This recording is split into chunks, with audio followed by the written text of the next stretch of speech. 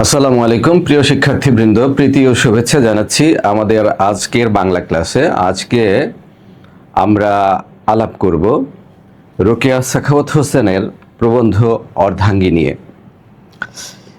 এই অর্ধাঙ্গী প্রবন্ধটি আলাপ করার আগে অর্ধাঙ্গী প্রবন্ধের সাথে সংশ্লিষ্ট কিছু গুরুত্বপূর্ণ বিষয় আলোচনা করে নেওয়া প্রয়োজন। তা না হলে প্রবন্ধটা পড়তে পড়তে যে কথাগুলো আমরা বলবো সেই কথাগুলোকে খাপছাড়া মনে হতে পারে।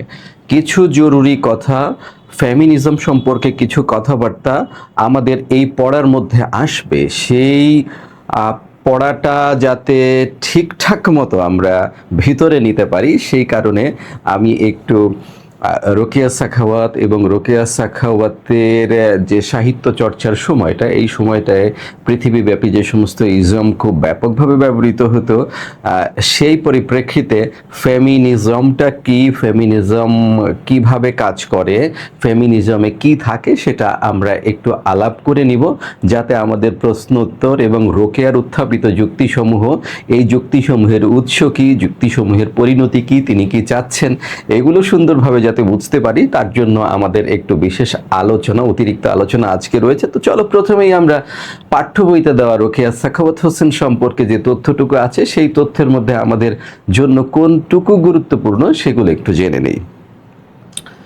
রোকেয়া সাখাওয়াত হোসেন 1880 খ্রিস্টাব্দে 9 ডিসেম্বর রংপুর জেলার মিঠাপুকুর থানার পায়রাবন্দ গ্রামে জন্মগ্রহণ করেন। এখানে এই তথ্যটুকু 1880, এইটা একটু মনে রাখতে হবে, কারণ যখন আমি নারীবাদের উদ্ভব ও বিকাশ সম্পর্কে কথা বলবো তখন রোকেয়ার এই যে জীবনকাল 1880 থেকে 1932, এই সময়টা কিন্তু বিশেষভাবে মনে রাখতে হবে। এবং এই সময়টায় নারীবাদের বিশেষ প্রবণতা কি, নারীবাদের প্রকরণগুলো কি, সেই সম্পর্কেও একটু যদি ধারণা না রাখি তাহলে রোকেয়া কোন কোন যুক্তি কোথা থেকে উত্থাপন করছেন সেগুলো বোঝা একটু অসুবিধা হতে পারে।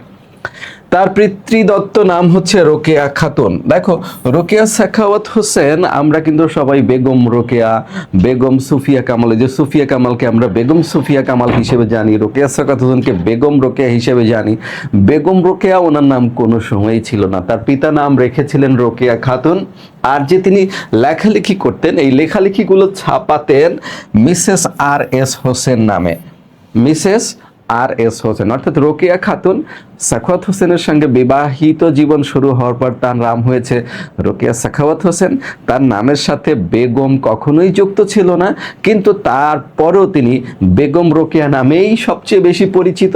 সেই জন্য এখানে বলা আছে, তবে তিনি বেগম রোকেয়া নামেই বেশি পরিচিত, আমরা তাকে বেগম রোকেয়া নামেই জানি, যদিও তার নামের সাথে বেগম শব্দটি কখনোই ছিল না। সেকালে এদেশের মুসলমান মেয়েদের প্রাতিষ্ঠানিক শিক্ষার সুযোগ ছিল না। রোকেয়া সাখাওয়াত হোসেন নিজের ঐকান্তিক প্রচেষ্টা, স্বামী এবং ভাইয়ের সহযোগিতায় বাংলা এবং ইংরেজি পড়েছেন। এই ফার্স্ট স্লাইডে আমাদের এতটুকুই তথ্য। তো এখানে আমরা যেটুকু তথ্য পেলাম তার মধ্যে রোকেয়া সাখাওয়াত হোসেন 1880 সালে রংপুরের মিঠাপুকুর উপজেলার পায়রাবন্দে জন্মগ্রহণ করেন। আর তার পিতৃপ্রদত্ত নাম হচ্ছে রোকেয়া খাতুন, লেখালেখি করতেন মিসেস আর এস হোসেন নামে। এইটুকু তথ্য ছাড়া এই প্রথম স্লাইডে অন্তত আমরা আর তেমন কোনো তথ্য মনে রাখার মতো করে পাচ্ছি না। পরে দেখো, রোকেয়া সাহিত্য চর্চার মূল উদ্দেশ্য ছিল বাঙালি মুসলমান নারী সমাজের জাগরণ ঘটানো।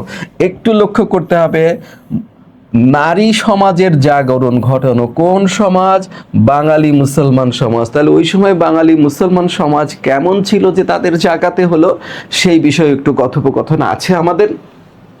বিভিন্ন রচনার ভেতর দিয়ে সেই কাজটি আজীবন করে গিয়েছেন। তার প্রথম প্রবন্ধ গ্রন্থ মতিচুর, এইটা একটু মনে রাখতে হবে, প্রথম হচ্ছে মতিচুর, তাই তো? এরপরে কি আছে? সুলতানার স্বপ্ন, সুলতানাস ড্রিম। তারপর হলো এটা মতিচুর দ্বিতীয় খণ্ড, তারপর পদ্মরাগ। আর সর্বশেষ লেখা কোনটি? সর্বশেষ লেখা হচ্ছে 31 খ্রিস্টাব্দে প্রকাশিত তার কতগুলো ঐতিহাসিক ও চাক্ষুষ সত্য ঘটনা অবলম্বনে রচিত অবরোধবাসিনী। এখন যদি আমি তোমাকে প্রশ্ন করি, এটা হতে পারে উচ্চ মাধ্যমিক পর্যায়ের এমসিকিউ, হতে পারে ইউনিভার্সিটি ভর্তি পরীক্ষার প্রশ্ন, যে ওনার প্রথম গ্রন্থ কোনটি, তাহলে তোমাকে বলতে হবে মতিচুর প্রথম। আর শেষ চাক্ষুষ ঘটনা অবলম্বনে উনি কোনটা লিখেছেন, সেটা হলো অবরোধবাসিনী। আমরা যদি বলি ইংরেজি ভাষায় কোনটা লেখা হয়েছে, সুলতানাস ড্রিম। তার বাংলা রূপ কোনটি, সুলতানার স্বপ্ন। আর তার উপন্যাসের নাম হচ্ছে পদ্মরাগ।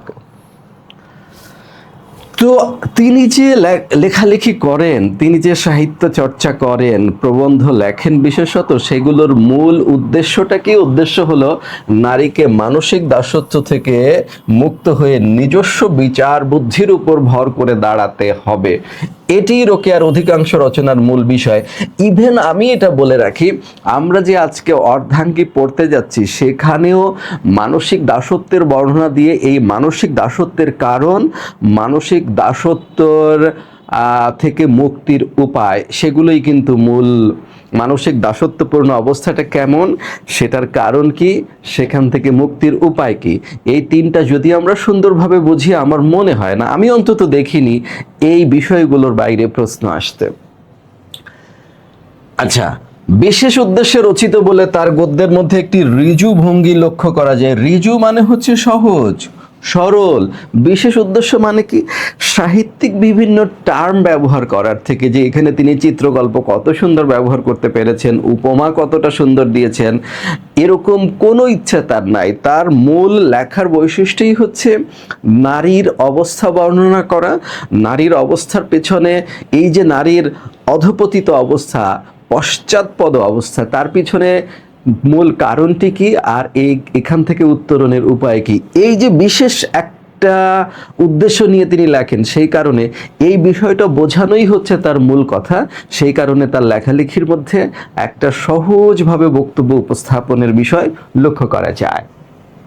নারী শিক্ষার জন্য কলকাতায় তিনি 1911 সালে প্রতিষ্ঠা করেন সাখাওয়াত মেমোরিয়াল স্কুল। এইটা মনে রাখো, সালটা একটু মনে রাখতে পারো।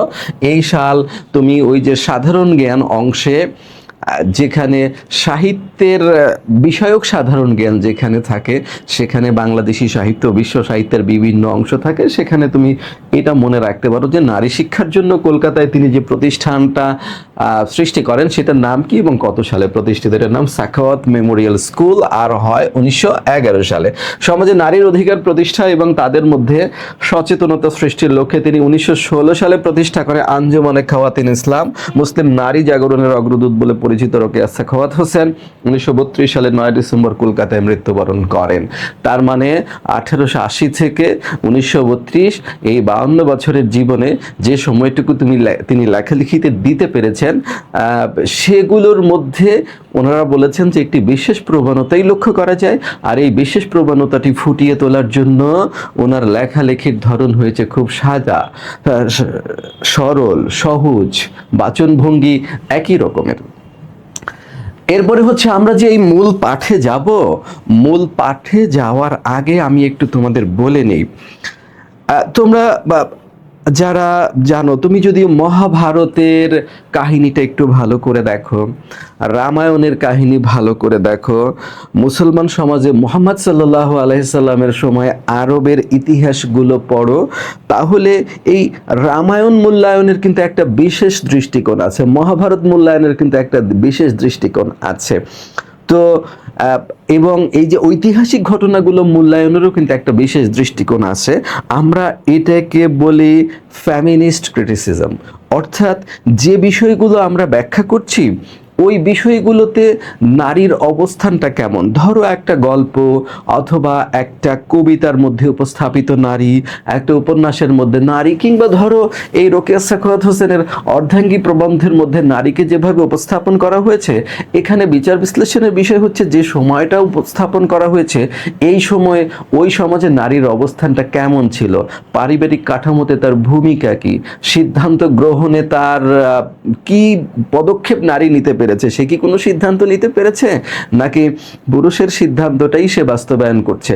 এই সব কিছু মিলেই মূলত ফ্যামিনিস্ট ক্রিটিসিজম অথবা ফ্যামিনিস্ট লিটারারি ক্রিটিসিজম তৈরি হয়েছে। তো রোকেয়া সাখাওয়াত হোসেনকে যখন আমরা বিচার বিশ্লেষণ করব, তখন নারীবাদ নিয়ে আমাদের কথা বলতে হবে। নারীবাদ বলতে কিন্তু আমাদের এই সমস্ত সমাজে নারীবাদ যেভাবে উপস্থাপিত হয়, তাতে নারীবাদ সম্পর্কে আমাদের মনে কিন্তু একটা নেতিবাচক ধারণা থাকে। বস্তুতপক্ষে নারীবাদ কিন্তু মোটেই নেতিবাচক কোনো ধারণার বিষয় না। এই নারীবাদী দৃষ্টিভঙ্গির মূল উদ্দেশ্য কিন্তু এই নয় যে নারীকে পুরুষের উপরে স্থান দেওয়া, বরং বিশেষ কিছু দৃষ্টিকোণ থেকে নারীর সামাজিক অধিকার, নারীর কর্তব্য এবং নারীকে পুরুষের সমান মর্যাদার মনে করা, এটাই মূলত নারীবাদের প্রাথমিক দিকের দৃষ্টিভঙ্গি। যে লৈঙ্গিক যে সমস্ত অর্থাৎ লিঙ্গগত যে পশ্চাৎপদতা নারীর রয়েছে, সেটাকে স্বীকার করে নিয়ে সেখান থেকে উত্তরণের জন্য পুরুষের সমান করে নারীকে উপস্থাপন করা, একজন স্বাধীন ব্যক্তি হিসেবে উপস্থাপন করার যে প্রবণতা, যে তত্ত্ব, যে মতবাদ এবং এই মতবাদের যে প্রচার প্রক্রিয়া, এটাকেই নারীবাদ মনে করা হয়। তো নারীবাদের কিন্তু আবার অনেকগুলো, নারীবাদ মানে বলতে যে একই বিষয় বোঝায় তা কিন্তু না, নারীবাদের আবার অনেকগুলো ধরন আছে। প্রথম হচ্ছে রোকেয়া সাখাওয়াত হোসেন, যে অর্থাৎ রোকেয়া সাখাওয়াত হোসেন যে সময়ের মানুষ, এটা হচ্ছে নারীবাদের প্রাথমিক তত্ত্ব। আমি একটু বলে নেই, নারীবাদ তত্ত্ব হিসেবে পৃথিবীতে প্রতিষ্ঠিত হয়েছে অনেক পরে, সেটা ধরতে পারো বিংশ শতাব্দীর শুরুর দিকে। কিন্তু এর আগেই নারীবাদী বিভিন্ন স্লোগান, নারীবাদী বিভিন্ন বক্তব্য পৃথিবীতে ছিল। যেমন মনে করো 1789 খ্রিস্টাব্দে যে ফরাসি বিপ্লবটা হলো, এই ফরাসি বিপ্লবে রাজতন্ত্রের পতন যেমন একটা বিষয়, এই ফরাসি বিপ্লবের সাথে অংশগ্রহণকারী নারীদের কিন্তু একটা দাবি রয়েছে যে পুরুষতান্ত্রিক সমাজ কাঠামোর অবসান ঘটাতে হবে। তো এখান থেকেই মূলত অনেকেই মনে করেন এই যে নারীবাদের যাত্রা শুরু হয়েছে মূলত ফরাসি বিপ্লব থেকে, কিন্তু নারীবাদ তখনও পর্যন্ত গঠনগত কোনো রূপ পায়নি। এইটা দেখা যায় যে 1910 সালের দিকে নারীবাদ একটু সংগঠিতভাবে আসছে। তখন যে নারীবাদ বেশিরভাগ দেখা যেত, সেটাকে আমরা বলি লিবারেল ফেমিনিজম, অর্থাৎ এটাকে বলে উদার নারীবাদ। উদার নারীবাদের মূল কথাটা কি? তাহলে আমি যদি একটু নারীবাদী দৃষ্টিকোণটা তোমাকে ভাগ করে দেখাই। আচ্ছা, এইটা ভাগ করার কিন্তু একটা কারণ আছে এখানে, যদিও আমার একটু সময় লাগবে, তারপরও এই কথাটুকু বলার পর প্রবন্ধটা বোঝা কিন্তু তোমার জন্য সহজ হবে। তাহলে প্রথম আমরা বললাম রোকেয়ার ওই সময়টাতে যেটা রয়েছে সেটার নাম আমরা দিলাম উদার নারীবাদ। আচ্ছা, এইগুলো একটু মনে রাখবা, আমি সব কিন্তু লিখতে পারবো না, এত যদি সব কিছু লিখতে যাই তাহলে সময় লেগে যাবে আরো অনেক বেশি। উদার নারীবাদের মূল কথা কি? উদার নারীবাদের মূল কথা হচ্ছে সমাজে যে কাঠামোটি আছে, এই কাঠামোটি থাক, তবে মানসিকতার পরিবর্তন ও আইনি পরিবর্তনের মাধ্যমে নারীর অবস্থার উন্নয়ন ঘটাতে হবে। এইটা হচ্ছে উদার নারীবাদের মূল কথা। রোকেয়া সাখাওয়াত হোসেনও কিন্তু পুরানো কাঠামো, তুমি অর্ধাঙ্গী যখন আমরা পড়বো তখন দেখবো পুরানো কাঠামো তিনি কোথাও ভেঙে দিতে বলছেন না। তিনি বলছেন যে এই অবস্থার পরিপ্রেক্ষিতে নারীর যে অবস্থানটা রয়েছে, সেই অবস্থানটায় আমরা সন্তুষ্ট হতে পারি না, এই অবস্থাটা উন্নয়ন ঘটানো দরকার এবং এই পদ্ধতিতে উন্নয়ন ঘটানো যায়। 2 নম্বর যে বিষয়টা আছে সেটা হচ্ছে এটার একটু উল্টো, সেটার বাংলা করলে দাঁড়ায় উগ্র নারীবাদ, উগ্র নারীবাদ। এই উগ্র নারীবাদী যারা, এই উগ্র নারীবাদের যে বক্তব্য, এটা নিয়েই কিন্তু অনেকের মধ্যে সমালোচনা লক্ষ্য করা যায়। উগ্র নারীবাদের সব কথা আমি তোমাকে বলবো না বা বলার প্রয়োজনও নাই। উগ্র নারীবাদের মূল কথা হচ্ছে যে নারীর অবস্থাটা খারাপ, এটা ঠিক, তবে এই নারীর অবস্থাটা খারাপ হওয়ার পেছনে পুরুষতান্ত্রিক সমাজ এবং পুরুষের যে ভূমিকা, এটা মুখ্যভাবে দায়ী। এটাই আপত্তি তোলেন পুরুষরা, যেটা যে নারীর অবস্থা খারাপ হওয়ার জন্য মূলত পুরুষতান্ত্রিক সমাজ কাঠামো এবং পুরুষেরা দায়ী। ঠিক আছে। আরও বিশেষ কিছু কথা আছে, যেমন মনে করো বৈবাহিক অবস্থায় নারীর অবস্থান, প্রেগনেন্সি পিরিয়ড, তারপর হচ্ছে নারীর যে ঋতু পিরিয়ড, এগুলো নিয়েও এই উগ্র নারীবাদী যা দৃষ্টিভঙ্গিতে অনেক কথা প্রচলিত আছে। আমি সেদিকে যাব না, আমি প্রধান 4টা মতবাদ নিয়ে আলাপ করতে চাই একটু। 3 নাম্বার হচ্ছে মার্ক্সীয় নারীবাদ। বুঝে যাচ্ছে কেন? মার্ক্স নারীবাদ বোঝা যাচ্ছে কি কারণে বুঝলাম না, ঠিক আছে। আর 4 নম্বরে হচ্ছে প্রকৃতি নারীবাদ। প্রকৃতি নারীবাদ। এখন মার্ক্সীয় নারীবাদের মূল কথা কি? মার্ক্সীয় নারীবাদের মূল কথা হচ্ছে এই যে সমাজে নারীকে যে শোষণ করা হয়, এই শোষণটা অনেকটা শ্রমিক শোষণের মতোই। এটার মূল কারণ হচ্ছে ধনতান্ত্রিক অর্থনৈতিক ব্যবস্থা অথবা সম্পদের ব্যক্তিগত মালিকানা থেকেই এটা জন্ম হয়েছে। পুরুষ নিজেকে সম্পদের মালিক যেমন মনে করছে, তেমনি নারীর মালিকও মনে করছে, শ্রমিকের মালিকও নিজেকে মনে করছে, এবং ওই অনুযায়ী সমাজে একটা শোষণের পরিবেশ বজায় রেখেছে। আর প্রকৃতি নারীবাদের মূল কথা হচ্ছে প্রকৃতিকে এবং নারীকে দুইটাকেই সৃষ্টিশীলতার প্রতীক মনে করা হচ্ছে, এবং পুরুষতান্ত্রিক সমাজ নিজেকে এই দুইটার মালিক বলে দাবি করে একটা সমান ধরনের শোষণের সম্পর্ক বজায় রেখেছে। সে প্রকৃতিকে যেমন শোষণ করে তেমনি নারীকেও শোষণ করে। তাহলে এই প্রধান 4টা মতবাদের মধ্যে রোকেয়া সাখাওয়াত হোসেনের যে অর্ধাঙ্গী প্রবন্ধ, সেখানে আমরা এই 2টা মতবাদের মিশ্রণে উনি বক্তব্য উপস্থাপন করেছেন এরকম বিষয় দেখতে পাবো। তাহলে এটা কি সমাজ যেভাবে চলছে সেটা চলুক, তবে সেখানে নারীর অবস্থার উন্নয়ন দরকার। আর এটার মূল কথা কি? এটার মূল কথা হচ্ছে সমাজে নারীর যে অবস্থানটা রয়েছে, সেই অবস্থানটার জন্য প্রধানত পুরুষতান্ত্রিক সমাজ কাঠামো ও পুরুষের মানসিকতা দায়ী। সেই পুরুষ হতে পারেন কোনো ধর্মতাত্ত্বিক, সেই পুরুষ হতে পারেন নবী, সেই পুরুষ হতে পারেন পিতা। তো এই পুরুষেরা এত মহাত্মা ব্যক্তি হওয়ার পরেও তারা পুরুষতান্ত্রিক একটি কাঠামো তাদের মানসিকতার মধ্যে বজায় রাখেন। সেখানে পার্থিব অপার্থিব উভয় দিকেই পুরুষ নারীকে বঞ্চিত করছেন, এরকম একটি ধারণার পরিপ্রেক্ষিতে তিনি এই উদার মতবাদটা এখানে উপস্থাপন করতে যাচ্ছেন। তাহলে আমরা বুঝলাম রোকেয়া সাখাওয়াত হোসেনের লেখায় নারীবাদের স্পষ্ট প্রভাব রয়েছে। তিনি উদার নারীবাদের একজন প্রবক্তা, এবং সেই হিসেবে তিনি সমাজের কাঠামো, তিনি কিন্তু ধর্মবন্ধন সমাজবন্ধন ছিন্ন করতে চান না।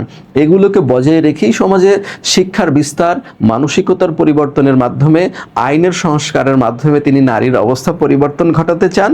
আর উগ্র নারীবাদের ধারায় তিনি এজন্য পুরুষকে দায়ী করেন এবং পুরুষের মানসিকতার পরিবর্তনের জন্য জোর দাবি তুলেছেন। তো চলো এই বিষয়গুলো তার লেখায় কিভাবে এসেছে সেটা আমরা একটু দেখি প্লিজ। দেখো, কোন রোগীর চিকিৎসা করিতে হইলে তুমি যদি এই শুরুর দিকটা বোঝো, তুমি কিন্তু একেবারে সহজে প্রশ্নগুলো সব বুঝে যেতে পারো। এইটার প্রশ্ন বোঝা কোনো তোমার পণ্ডিত হওয়ার দরকার নাই। তুমি যদি প্রথম 10টা লাইন ভালো করে দেখো, তাহলে তুমি বুঝবা রোকেয়া সাখাওয়াত হোসেনের বক্তব্য কি, আর এখান থেকে সৃজনশীল প্রশ্ন কেমনে আসতে পারে, তার উত্তর কিভাবে লিখতে হবে। আমি তোমাকে ধরিয়ে দিচ্ছি। দেখো, কোন রোগীর চিকিৎসা করিতে হইলে প্রথমে রোগের অবস্থা জানা আবশ্যক। তাই অবলা জাতির উন্নতির পথ আবিষ্কার করিবার পূর্বে তাহাদের অবনতির চিত্র দেখাইতে হয়। এইখানে প্রশ্নের আমি বলছি টোটাল 3টা পার্ট। এই 3টা পার্টের মধ্যে 2টা পার্ট এখানে বলাই হয়ে গেছে। আমি কিভাবে বলা হলো একটু দেখাই। দেখো, প্রথম বলছে যে উন্নতির পথ আবিষ্কার, এই হলো ওনার মূল টার্গেট। উনি নারীর অবস্থাটা বর্ণনা করে তার উন্নতির পথ আবিষ্কার করতে চান, এটার সাথে উদ্দীপকের মিল থাকবে। আর একটা কি করতে চান, এই উন্নতির পথ উনি আবিষ্কার করবেন, তো নারীর অবস্থাটা কি সেটা দেখাতে হবে না? উন্নতির পথ আবিষ্কার করতে গিয়ে কোথা থেকে যাত্রা করবেন সেটাও তো দেখাতে হবে। সেই জন্য তাহাদের অবনতির চিত্র, এই যে অবনতির চিত্র দেখাইতে চাই। তাহলে এই একটা সৃজনশীলের টপিক, এই একটা সৃজনশীলের টপিক, রাইট? তাহলে আর বাকি আছে কোনটা? তাহলে এই প্রবন্ধে আমরা অবনতির চিত্র উনি দেখাবেন সেটা আমরা পাবো, আর পাশাপাশি উনি উন্নতির পথ আবিষ্কার করতে চান সেটা আমরা পাবো। আর এইখানে কোন জিনিসটা বলা নাই, এইগুলোর পিছনে মূলত দায়ী কে, মূলত কারণটা কি? নারীর যে অবনতির চিত্র উনি দেখাবেন, এই অবনতির জন্য মূলত কে বা কারা দায়ী, ঠিক আছে, তাহলে এই তিনটা বিষয় যদি আমরা এখানে ঠিক করতে পারি, আমার ধারণা তুমি নিজে খুঁজেই এর বাইরে কোনো প্রশ্ন বের করতে পারবে না। তো যাই, আমি স্ত্রী জাতির অবনতির শীর্ষক প্রবন্ধে এই প্রশ্নটা আমি একবার আসতে দেখেছি যে রোকেয়া সাখাওয়াত হোসেনের অর্ধাঙ্গী প্রবন্ধে তিনি তার অন্য কোন প্রবন্ধের উল্লেখ করেছেন, সেটার নাম কি? স্ত্রী জাতির অবনতি শীর্ষক প্রবন্ধে ভগিনী দিগকে জানাইয়াছি যে, ভগিনী মানে কি? ভগিনী মানে হচ্ছে বোন। এখানে বোন বলে কাকে সম্বোধন করা হয়েছে? নারীদেরকে, বঙ্গীয় নারীদের, মুসলিম নারীদেরকে ভগিনী বলে সম্বোধন করা হয়েছে। তাদের কি জানাইয়াছি? যে আমাদের একটা রোগ আছে, এই রোগটার নাম দাসত্ব। এই দাসত্ব রোগটা কেমন? ধরো মেয়েরা যারা এখন, তোমরা যারা এই ক্লাসটা দেখছো, যারা উচ্চ মাধ্যমিকে পড়ো, তারা কিন্তু অলরেডি দাদির কাছ থেকে, নানির কাছ থেকে, ইভেন মায়ের কাছ থেকেও শুনেছো যে এই সংসারে নারীর কিছু স্পেসিফিক দায়িত্ব আছে। সেই দায়িত্বগুলোর একটা হচ্ছে স্বামীকে খুশি রাখা। স্বামী তোমার প্রতি খুশি তো অনেক কিছুই খুশি, তাহলে জগতে আমাদের দায়িত্ব কি আর একজন ব্যক্তিকে খুশি রাখা? সেকেন্ড হচ্ছে শ্বশুর শাশুড়ির আদেশ মেনে চলা, তাই তো? অনেকেই আছে লেখাপড়া করে, আমি আমার ইউনিভার্সিটির বন্ধুদের অনেকেই জিজ্ঞেস করেছি যে আচ্ছা, এই যে লেখাপড়া তুমি করো, তোমার আসলে উদ্দেশ্য কি? উদ্দেশ্য ওরা অনেকেই জানে না। হ্যাঁ, কারণ কি?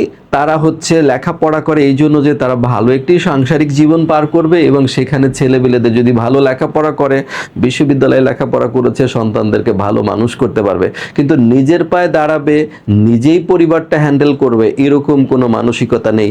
এই মানসিকতা আমরা প্রজন্ম থেকে প্রজন্ম পরম্পরায় পেয়েছি, আমাদের মায়ের কাছ থেকে পেয়েছি, মা তার মায়ের কাছ থেকে পেয়েছে, উনি আবার তার মায়ের কাছ থেকে পেয়েছিলেন। এই যে আমাদের প্রজন্ম পরম্পরায় আরেকজনের উপর নির্ভরশীল হয়ে থাকা, আমরা যতই শিক্ষিত হই না কেন, এই যে নির্ভরশীল হয়ে থাকার মানসিকতা, উনি এটাকে বলেছেন আমাদের একটা রোগ আছে, এই রোগটার নাম হচ্ছে দাসত্ব। সেই রোগের কারণটা কি? এই কারণটাও কি আমরা বলেছিলাম, এটাও একটা প্রশ্ন। এবং অবস্থা কতক পরিমাণে ইতঃপূর্বে বর্ণনা করা হয়েছে। কই বর্ণনা করলেন তিনি? কোথায় বর্ণনা করেছেন? এই জায়গাতে বর্ণনা করেছেন, এই যে স্ত্রী জাতির অবনতি এই প্রবন্ধের মধ্যে বর্ণনা করেছেন। এখন আমরা দেখাইতে চেষ্টা করিব সেই রোগ হয় আমাদের সামাজিক অবস্থা কেমন বিকৃত হইয়াছে, তার মানে ওই সমাজের সামাজিক অবস্থাটা কেমন ছিল, বিশেষ করে সাংসারিক জীবন, যেখানে পুরুষ প্রভূত উন্নতি সাধন করেছে এবং নারী পিছিয়ে পড়েছে। তো একটা অংশ পিছিয়ে পড়া, আর একটা অংশ অগ্রসর হয়েছে, অগ্রসরমান, এরকম অবস্থায় আমাদের সংসারের যে আমার যে সাংসারিক জীবনটা, সামাজিক জীবনটা কেমন বিকৃত হয়েছে, এটা উনি দেখাতে চান। ঔষধপত্রের বিধান স্থানান্তরে দেওয়া হইবে। ঔষধপত্রের বিধান বলতে এখানে বোঝানো হয়েছে ওই বিকৃত অবস্থার সমাধান কি, সেই সমাধানের কথাও আমি পর্যায়ক্রমে আলোচনা করব। তাহলে তুমি ধরে নিতে পারো এই অংশটুকু টোটাল অর্ধাঙ্গী প্রবন্ধের একটি জিস্ট আলোচিত হয়েছে প্রথম অনুচ্ছেদে। তাহলে উনি বলেছে যে আমি যে আগে প্রবন্ধটা লিখেছি স্ত্রী জাতির অবনতি, সেখানের সূত্র ধরে বলছে যে আমি এখন উন্নতির পথ আবিষ্কার করতে চাই, নারীদের উন্নতির পথ। আর যেহেতু উন্নতির পথ আবিষ্কার করতে চাই, সেই জন্য সেই পথটা দেখিয়ে দেওয়া দরকার, সেই অবনতির চিত্রটা দেখানো দরকার, আর এই অবনতির পিছনে যে কারণ আছে সেই কারণটাও আমাদের দেখানো দরকার। এবং এই অবনতি, নারীর যে মানসিক অবস্থা, এটাকে তিনি দাসত্ব বলে উল্লেখ করেছেন, এটা তিনি দেখাবেন বলছে, দেখাইতে চেষ্টা করি। আর এই সেই রোগ হওয়ায় আমাদের অবস্থা কতটা বিকৃত হয়েছে সেটা দেখাবেন। ঔষধপত্রের বিধান অর্থাৎ তার সমাধানের পথও তিনি এই প্রবন্ধের মধ্যে আলোচনা করতে চান। তো শিক্ষার্থীরা যারা আমরা প্রথমেই লাইন কয়টা বুঝে নিব, আমার মনে হয় না যে অর্ধাঙ্গী প্রবন্ধে পরবর্তী অংশ বুঝতে আমাদের সমস্যা হবে। বিশাল বড় প্রবন্ধ পড়তে কিন্তু আমাদের আজকে সময় লাগবে। তোমরা যারা একবারে দেখতে পারবে না, তারা রেস্ট নিয়ে দেখবা এবং সাথে সাথে নোট করবা। শেষ করাই বড় কথা না, শেষ কষ্ট করে শেষ করলেও শেষমেশ আমরা কি অর্জন করলাম সেটাই বড় কথা। এইখানে গোড়া পর্দাপ্রিয় ভগিনীদের অবগতির জন্য দুই একটা কথা বলিয়া রাখা আবশ্যক বোধ করি যে আমি অবরোধ প্রথার বিরুদ্ধে দণ্ডায়মান হই নাই। যে স্ত্রী জাতির অবনতি প্রবন্ধ অথবা এই প্রবন্ধ পড়ে যদি যারা পর্দাকে ভালোবাসেন, পর্দার প্রতি একনিষ্ঠ ভক্তি যাদের রয়েছে, তাদেরকে বলছে গোড়া পর্দাপ্রিয়। আপনারা কিন্তু আমাকে ভুল বুঝবেন না, আমি কিন্তু পর্দার বিরুদ্ধে এই কথাগুলো লিখি না, বা আমি পর্দা প্রথার বিরুদ্ধেও না। তোমরা যারা রোকেয়া সাখাওয়াত হোসেনের ছবি দেখেছো তারা জানো রোকেয়া সাখাওয়াত হোসেন ম্যাক্সিমাম সবাই বোরকা পরে চলাফেরা করতেন, তিনি কিন্তু বোরকা পরতেন। সেই জন্য বলছে অবরোধ প্রথা বলতে আসলে কি বোঝায়, মানসিক যে দাসত্ব, মনের দিক থেকে যে অবরোধ, সেটাই অবরোধ। গায়ে কি পোশাক পরলাম সেটা মূল কথা না। সেই জন্য বলছে আমি অবরোধ প্রথার বিরুদ্ধে দণ্ডায়মান হই নাই। কেউ যদি আমার স্ত্রী জাতির অবনতির প্রবন্ধে পর্দা বিদ্বেষ ছাড়া অন্য উদ্দেশ্য দেখিতে না পান, তাহলে আমাকে মনে করিতে হইবে আমি নিজের মনোভাব উত্তম রূপে ব্যক্ত করিতে পারি নাই, অথবা প্রবন্ধটিতে মনোযোগ দিয়া পড়েন নাই। বলছে যে স্ত্রী জাতির অবনতি প্রবন্ধ পড়ে অনেকেই কমপ্লেন করেছেন যে আমি সম্ভবত মুসলিম সমাজে যে প্রিয় পর্দা প্রথা, সেই পর্দা প্রথা শুধু পুরুষের প্রিয় ছিল না, নারীদেরও প্রিয় ছিল। তারা বলেছে যে আপনারা যদি মনে করেন যে আমি সেই পর্দা প্রথার বিরুদ্ধে দণ্ডায়মান হয়েছি, সেটা একেবারেই না।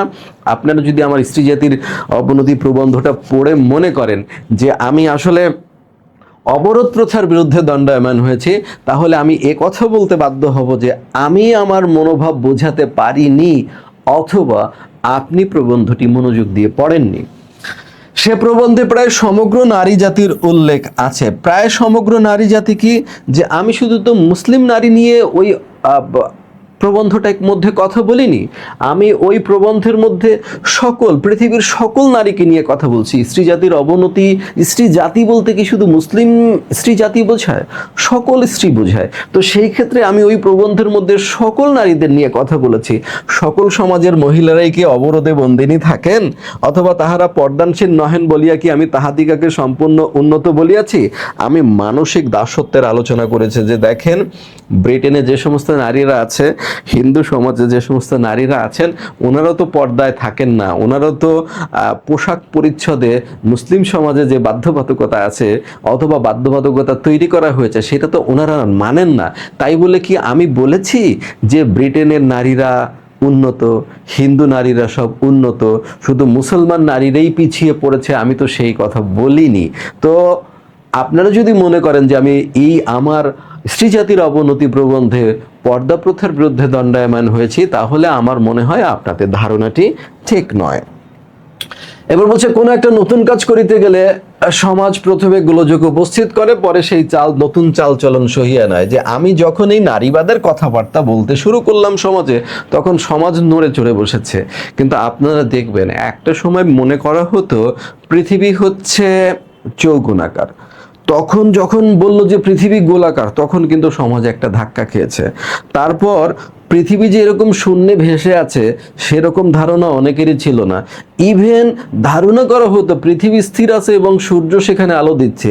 যখন ধারণা করা হলো পৃথিবী সূর্যের চারদিকে ঘুরছে, তখন কিন্তু সমাজে আর একটা ধাক্কা খেয়েছে। কিন্তু এখন মানুষ কি সেভাবে ধাক্কা খাচ্ছে? এখন যদি কেউ বলে পৃথিবী সূর্যের চারিদিকে ঘোরে, চন্দ্র পৃথিবীর চারিদিকে ঘোরে, তাহলে কি মানুষ ধাক্কা খায়? তো নতুন একটা বিষয় যখন সমাজে আসে, তখন সমাজে কিন্তু প্রচুর পরিমাণে গোলযোগ বা গন্ডগোল তৈরি হয়। এখন যদি নারীর অধিকারের কথা আমি বলি, নারী তার অধিকার চায়, এ কথা বললে সমাজে প্রথম গোলযোগ উপস্থিত হবে। কিন্তু আমি রোকেয়া সাখাওয়াত হোসেন বলতে পারি একটা সময় সমাজ কিন্তু সেটা মেনে নেবে। সেই কথাই বলছে কোনো একটা নতুন কাজ করিতে গেলে সমাজে প্রথমত গোলযোগ উপস্থিত হয় এবং পরে সেই নতুন চালচলন সহিয়া লয়। তাহারই দৃষ্টান্ত স্বরূপ পার্সি মহিলাদের পরিবর্তিত অবস্থার উল্লেখ করিয়াছি। পূর্বে তাহারা ছত্র ব্যবহারের অধিকারিণী ছিলেন না। তো পূর্বে ছত্র ব্যবহারের অধিকারিণী ছিলেন না। ছত্র শব্দের অর্থ হচ্ছে ছাতা। এই যে বৃষ্টির সময় তুমি ছাতা পরো, এই ছাতা কিন্তু শুধু বৃষ্টি আটকায়, রোদ আটকায় এটাও না। ছাতা হলো একটা আভিজাত্যের প্রতীক। তো নারীরা তো অভিজাত কেউ ছিলেন না। নারীরা ভোটাধিকার পেলেন পৃথিবীতে এই সেদিন, নারীরা নিজে ব্যক্তি স্বাতন্ত্র্য পেলেন পৃথিবীতে এই সেদিন। তার আগে নারীদের অনেক কিছু বাধ্যবাধকতা ছিল। অর্থাৎ পৃথিবীতে বংশমর্যাদার প্রতীক বলে, আভিজাত্যের প্রতীক বলে কিছু কিছু জিনিসকে মনে করা হয়। যেমন ঘোড়ায় কে চড়তে পারবে, পালকিতে কে চড়তে পারবে, জুতাকে পরতে পারবে, ছাতাকে ব্যবহার করতে পারবে।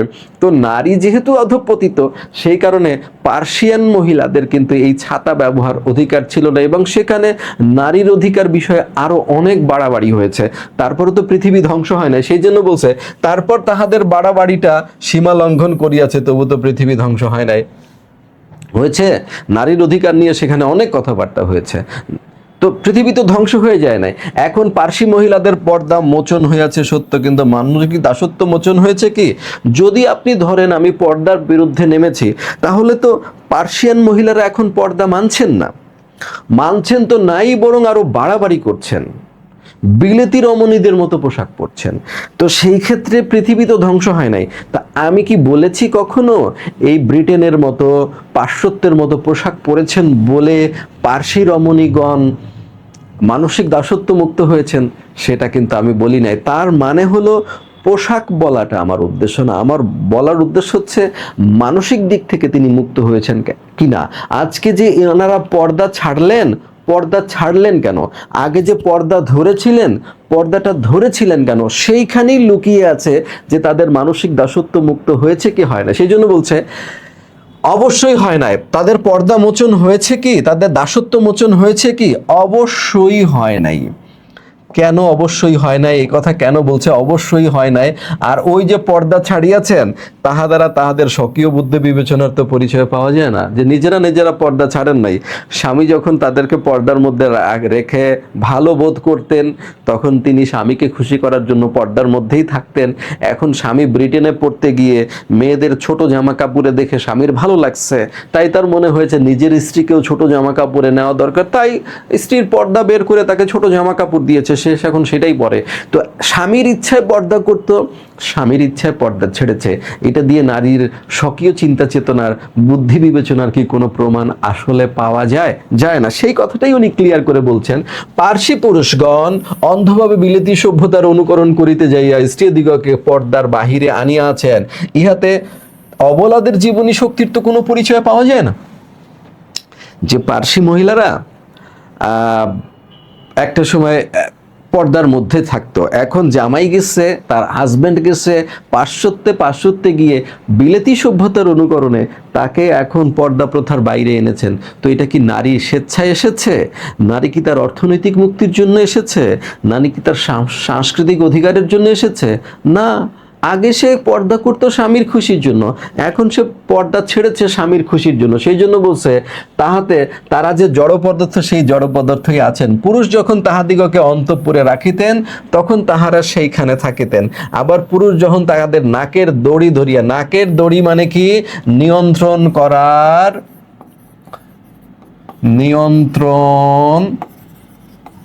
করার প্রথা অথবা কৌশল। এখন পুরুষটাকে, ওই ধরো কোরবানির সময় তুমি দেখো না যে বড় বড় যে গরুগুলো, ওগুলো শক্তি অনেক, সেই জন্য নাকে দড়ি লাগিয়ে তাকে খামারি টেনে বের করেন। আবার খামারির যখন ইচ্ছা তখন ওটাকে ভিতরে ঢোকান। হাঁস মুরগি যখন মালিকের ইচ্ছা তখন খোপের ভিতরে রাখে, যখন ইচ্ছা বের করে। বাড়িতে গৃহপালিত জন্তু যখন ভিতরে রাখা হয় মালিকের ইচ্ছায় তখন ভিতরে থাকে, যখন মালিকের ইচ্ছার বাইরে নেওয়া হয় তখন বাইরে যায়। তো পার্সি মহিলাদের যখন পর্দার মধ্যে রাখা হতো তখন তিনি পর্দার মধ্যে থাকতেন। এখন স্বামীর ইচ্ছে হয়েছে পর্দার বাইরে আনার, তিনি পর্দার বাইরে এনেছেন। এতে কি তাদের স্বকীয় চিন্তা চেতনার কোনো পরিচয় পাওয়া যাচ্ছে? তাদের যদি আগে মানসিক দাসত্ব থেকে থাকে, তাহলে সেই মানসিক দাসত্ব কি এখন চলে গিয়েছে? রোকেয়া সাখাওয়াত হোসেন বলছেন অবশ্যই চলে যায়নি। সেই জন্য বলছে ইহাতে রমণী কুলের বাহাদুরি কি? ওইরূপ পর্দা বৃহৎ কখনোই প্রশংসনীয় নহে। যে তাহলে স্বামীর ইচ্ছায় যে পর্দা সে ছেড়েছে, যার মধ্যে দিয়ে কোনো স্বকীয় চিন্তা চেতনার পরিচয় পাওয়া যায় না, আমি রোকেয়া সাখাওয়াত হোসেন অন্তত ওই রকম পর্দা বিরোধের কোনো প্রশংসা করতে পারবো না। কলম্বাস যখন আমেরিকা আবিষ্কার করিতে কৃত সংকল্প হন, তখন লোকে তাহাকে বাতুল বলে নাই কি? এই বাতুল শব্দের অর্থ হচ্ছে পাগল। সে বলেছিল যে আমি আমেরিকার জলপথ আবিষ্কার করব। লোকে বলছে পাগল, কোথায় আমেরিকা, কি সেটার কি কোনো হদিশ আছে? এই মহাসমুদ্রের মধ্যে কোথায় খুঁজে পাওয়া যাবে? কিন্তু সত্যি একদিন কলম্বাস আমেরিকা খুঁজে পেলেন। সেই জন্য বলছে তখন লোকে তাকে পাগল বলে নাই কি? নারী আপন সত্য স্বামিত্ব, মানে তাদের নিজের অধিকার ও দায়িত্ব বুঝিয়া লইতে চান, নরের ন্যায় শ্রেষ্ঠ জ্ঞান করিতে চান, ইহাও বাতুলতা বই আর কি। যে এখন অনেকেই মনে করছেন কলম্বাস যখন আমেরিকা আবিষ্কার করতে চায় অনেকে তাকে পাগল বলছে, কিন্তু একদিন সত্যি সে আমেরিকা আবিষ্কার করছে, তখন কি লোকে তাকে পাগল মনে করে? তো নারী যদি আজকে এই নারীবাদে অনুপ্রাণিত হয়ে তার অধিকার, সত্য স্বামিত্ব ফিরে নিতে চায়, মানুষেরও মনে করবে যে নারীর মাথা খারাপ হয়েছে। কিন্তু একদিন দেখা যাবে নারী সত্যিই তার অধিকার ফিরে পাবে, তখন কিন্তু সমাজ সেটা সয়ে নেবে। সুতরাং নারীর অধিকারের পক্ষে কাজ করা প্রয়োজন। লক্ষ্য করো, পুরুষগণ স্ত্রী জাতির প্রতি যতটুকু সম্মান প্রদর্শন করেন তাহাতে আমরা সম্পূর্ণ তৃপ্ত হইতে পারি না। লোকে কালী, শীতলা প্রভৃতি রাক্ষস প্রকৃতির দেবীকে ভয় করে, পূজা করে সত্য, কিন্তু সেইরূপ বাঘিনী, নাগিনী, সিংহী প্রভৃতি দেবী কি ভয় ও পূজা লাভ করে না? তবেই দেখা যায় পূজাটা কে পাইতেছেন, রমণী কালী না রাক্ষসী নৃমুণ্ড মালিনী? ব্যাপারটা বোঝার চেষ্টা করো। বলছে পুরুষগণ যে একেবারে স্ত্রী জাতির প্রতি সম্মান প্রদর্শন করে না তা না, করে, কিন্তু যতটুকু করে তাতে আমরা সম্পূর্ণ তৃপ্ত হইতে পারি না। কেন পারি না? বলেছে যে সম্মানটা যেভাবে প্রদর্শন করা হয় তাতে স্পষ্টতই বোঝা যায় যে সম্মানটা নারী পাচ্ছে না, পাচ্ছে যদি নারীর ভিতরে যে উগ্রচণ্ডী রূপ থাকে, যে নৃমুণ্ড মালিনী রূপ থাকে, সে পাচ্ছে। ভয়ে মানুষ, নারী প্রকৃতির যে দেবী তাদেরকে ভয়ে পূজা করা হয়, কিন্তু নারীর যে গৃহিণী রূপ তাকে কেউ পূজা করে না। সেই জন্য বলছে লোকে কালী, কালী তো বোঝো যে দেবী দুর্গার নৃমুণ্ড মালিনী রূপ। শীতলা, শীতলা হচ্ছে, এটা হলো বসন্তের দেবী। বসন্ত, বসন্ত মানে কিন্তু বসন্ত ঋতু না, এই বসন্ত হচ্ছে বসন্ত রোগ, পক্স, গুটি বসন্ত বলে আগে এক ধরনের রোগ হতো, এবং এই মহামারীতে গ্রাম একেবারে মৃত্যুপুরীতে পরিণত হতো। তখন এই যে শীতলা যে দেবী, সে বলেছে যে সেই শীতলা দেবীর প্রতি মানুষ যে ভয় ও শ্রদ্ধা প্রদর্শন করে, এটা তো ভয়ে, এটা তো ওই রোগের প্রতি শ্রদ্ধা প্রদর্শন করা, কিন্তু রমণী যে দেবী মূর্তি তার প্রতি শ্রদ্ধা প্রদর্শন করা নয়। পূজা করে সত্য, কিন্তু সেইরই বাঘিনী, নাগিনী, সিংহী প্রভৃতি দেবীকে ভয় পূজা লাভ করে না। যে কোনো নারীর মধ্যে যদি বাঘিনী মূর্তি থাকে, নাগিনী মূর্তি থাকে, বা সিংহের মতো তেজস্বিনী থাকে, তাকেও পুরুষ সমাজ ভয় পায়। কিন্তু আমরা চাচ্ছি, আমরা তো বাঙালি সমাজে কেউ নাগিনী, বাঘিনী বা সিংহী হতে পারি না, সেই কারণে আমাদের গৃহিণী রূপটার প্রতি পুরুষ সমাজ যাতে শ্রদ্ধা প্রদর্শন করে তার প্রত্যাশা করছেন তিনি। তবেই দেখা যায় পূজাটা কে পাইতেছেন, রমণী কালী না রাক্ষসী নৃমুণ্ড মালিনী? এই বলছে যে পূজাটা পাচ্ছে তো রাক্ষসী নৃমুণ্ড মালিনী। সুতরাং নারীর যে তেজস্বী রূপ, সেই তেজস্বী রূপের প্রতি শ্রদ্ধা প্রদর্শন করে। কিন্তু উপমহাদেশের যে শিক্ষা ব্যবস্থা, সেই শিক্ষা ব্যবস্থা এমন প্রকৃতির যে, সেখানে সমাজ কাঠামো এমন প্রকৃতির যে, ধর্মবন্ধন এমন প্রকৃতির যে, সেই ধর্মবন্ধনের বেড়াজালে কখনোই তেজস্বী রমণী মূর্তি তৈরি হতে পারে না। সুতরাং সেখানে পুরুষ সমাজের শ্রদ্ধা পাওয়া কোনোভাবেই নারীর পক্ষে সম্ভব হয় না। নারীকে শিক্ষা দেবার জন্য গুরুলোকে সীতা দেবীকে আদর্শ রূপে দেখায় থাকেন। গুরুলোক মানে হচ্ছে যারা সিনিয়র, জ্যেষ্ঠগণ, তারা বলেন যে আদর্শ হবে কে? আদর্শ হবে সীতা দেবী। সীতা দেবী কেমন ছিলেন? সীতা অবশ্যই পর্দানসীন ছিলেন না। তাহলে যাহারা পর্দা নিয়ে এত বাড়াবাড়ি করেন, আবার তারাই বলেন যে সীতা দেবীর মতো স্বামী ভক্ত হতে হবে, স্বামীর সুখে দুঃখে পাশে থাকতে হবে। বুঝলাম, কিন্তু সীতা কি পর্দা মানতেন? তাহলে পর্দাটা আপনার তো ধরে রাখবেন, আবার সীতাকেও ধরে রাখবেন, মানে সুবিধা যেখানে যতটুকুতে হয় পুরুষ সমাজ সেই দিকেই নারীকে নিয়ে যাচ্ছে। তিনি রামচন্দ্রের অর্ধাঙ্গী, রানী, প্রণয়িনী, সহচরী, আর রামচন্দ্র প্রেমিক, ধার্মিক সবই। কিন্তু রাম সীতার প্রতি যে ব্যবহার করিয়াছেন তাহাতে প্রকাশ পায় যে একটি পুতুলের সঙ্গে কোনো বালকের যে সম্বন্ধ, সীতার সঙ্গে রামের সম্বন্ধ প্রায় সেইরূপ। এইটা তোমরা একটু মনে রাখতে পারো। খ নম্বর প্রশ্ন হিসেবে ভালো আমি দিতে পারি যে রাম ও সীতার সম্পর্ককে পুতুল এবং বালকের সম্পর্কের অনুরূপ কেন মনে করা হয়েছে। তখন তোমাকে কি ব্যাখ্যা করতে হবে? ধরো আমি একটু ক্লিয়ার করে দিই, তারপর আমরা বইয়ের কাছে ফিরে যাই। এটা উনি স্পষ্ট করে বর্ণনা করেছেন। বিভীষণের প্রতি মেঘনাদ কবিতা যখন আমরা পড়েছি তখন কিন্তু বলেছি যে সীতাকে ছলনা করে রাবণ লঙ্কায় নিয়ে অশোক বনে বন্দি করে রেখেছে। এখন রামের ইচ্ছে হয়েছে তিনি তাকে উদ্ধার করে, সীতাকে উদ্ধার করে নিয়ে এসেছেন, তাই তো? তো রাম স্বামিত্বের পরিচয় দিয়েছেন, কিন্তু আসলে সীতা কি রামকে কোনোভাবে প্রভাবিত করতে পেরেছেন? তার জীবনে কখনো একটা পুতুল যেমন চাইলেই বালকের সাথে সম্পর্ক স্থাপন করতে পারে না, বালক চাইলে পুতুলকে ভালোবাসতে পারে, সে পুতুলকেও চুরি করলে তার প্রতি খড়গহস্ত হইতে পারে, পুতুল অকারণে কাদায় ফেলে দিতে পারে, অনলে উৎসর্গ করতে পারে, আবার হারানো পুতুল ফিরে পেলে আহ্লাদে আটখানা হতে পারে। কিন্তু আসলে পুতুল কি করতে পারে? পুতুল কিছুই করতে পারে না। সেই জন্য বলছে যে এই দুইজনের সম্পর্ক হচ্ছে বালক এবং পুতুলের সম্পর্ক, যেখানে রামচন্দ্র বালকের ভূমিকায় এবং সীতা একটি জড় পদার্থ পুতুলের ভূমিকায় রামায়ণের সীতাকে উপস্থাপন করা হয়েছে। ওই যে তোমাদের বলেছিলাম যে নারীর অবস্থানটা আসলে সমাজে কীরকম, সেটা দেখিয়ে দেওয়াই হচ্ছে ফ্যামিনিস্ট ক্রিটিসিজম বা নারীবাদী সাহিত্য সমালোচনার মূল কথা। এখানে তিনি কিন্তু রামায়ণের সমালোচনা করে বলছেন যে রাম সীতার প্রতি যে ব্যবহার করিয়াছেন তাহাতে প্রকাশ পায় যে একটি পুতুলের সঙ্গে কোনো বালকের যে সম্বন্ধ, সীতার সঙ্গে রামের সম্বন্ধ প্রায় সেই রকম। কীরকম দেখো, বালক ইচ্ছে করলে পুতুলকে প্রাণপণে ভালোবাসিতে পারে, পুতুল ইচ্ছে করলে বালককে ভালোবাসতে পারে না, কারণ পুতুলের তো প্রাণ নাই। পুতুল হারাইলে বিরহে অধীর হইতে পারে, পুতুলের ভাবনায় অনিদ্রায় রজনী যাপন করিতে পারে, পুতুলটা যে ব্যক্তি চুরিয়ে করিয়াছিল তাহার প্রতি খড়গহস্ত হইতে পারে। মানে কি, তাকে সে হত্যা করতে পারে, যে ব্যক্তি পুতুল চুরি করেছিল তাকে হত্যা করতে পারে। অনিদ্রায় রজনী যাপন করতে পারে, রণজনীর মানে হচ্ছে রাত্রি, অনিদ্রায় রাত জেগে থাকতে পারে পুতুলের চিন্তায়। হারানো পুতুল ফিরিয়া পাইলে আহ্লাদে আটখানা হইতে পারে, আবার বিনা কারণে রাগ করিয়া পুতুলটা কাদায় ফেলিয়া দিতে পারে, কিন্তু পুতুল বালকের কিছুই করতে পারে না। এইটাই বলেছে যে রামচন্দ্রের সঙ্গে সীতার সম্পর্ক এরকম। সীতা কোনোভাবেই রামচন্দ্রের সিদ্ধান্তকে প্রভাবিত করতে পারেননি, আর রামচন্দ্রের যা ইচ্ছা তাই করেছে। ইচ্ছে হয়েছে তাকে বনযাত্রায় সঙ্গিনী করেছেন, আবার যখন রাবণ তাকে হরণ করে নিয়ে গিয়েছে তার ইচ্ছা হয়েছে তাকে উদ্ধার করেছে, আবার অযোধ্যার মানুষের দাবির পরিপ্রেক্ষিতে তিনি তাকে অনলে উৎসর্গ করেছেন বা অগ্নি পরীক্ষায় বাধ্য করেছেন। রামচন্দ্র সবই করতে পেরেছেন, কিন্তু সীতা কিন্তু রামের সিদ্ধান্তকে কোনোভাবেই প্রভাবিত করতে পারেন নাই।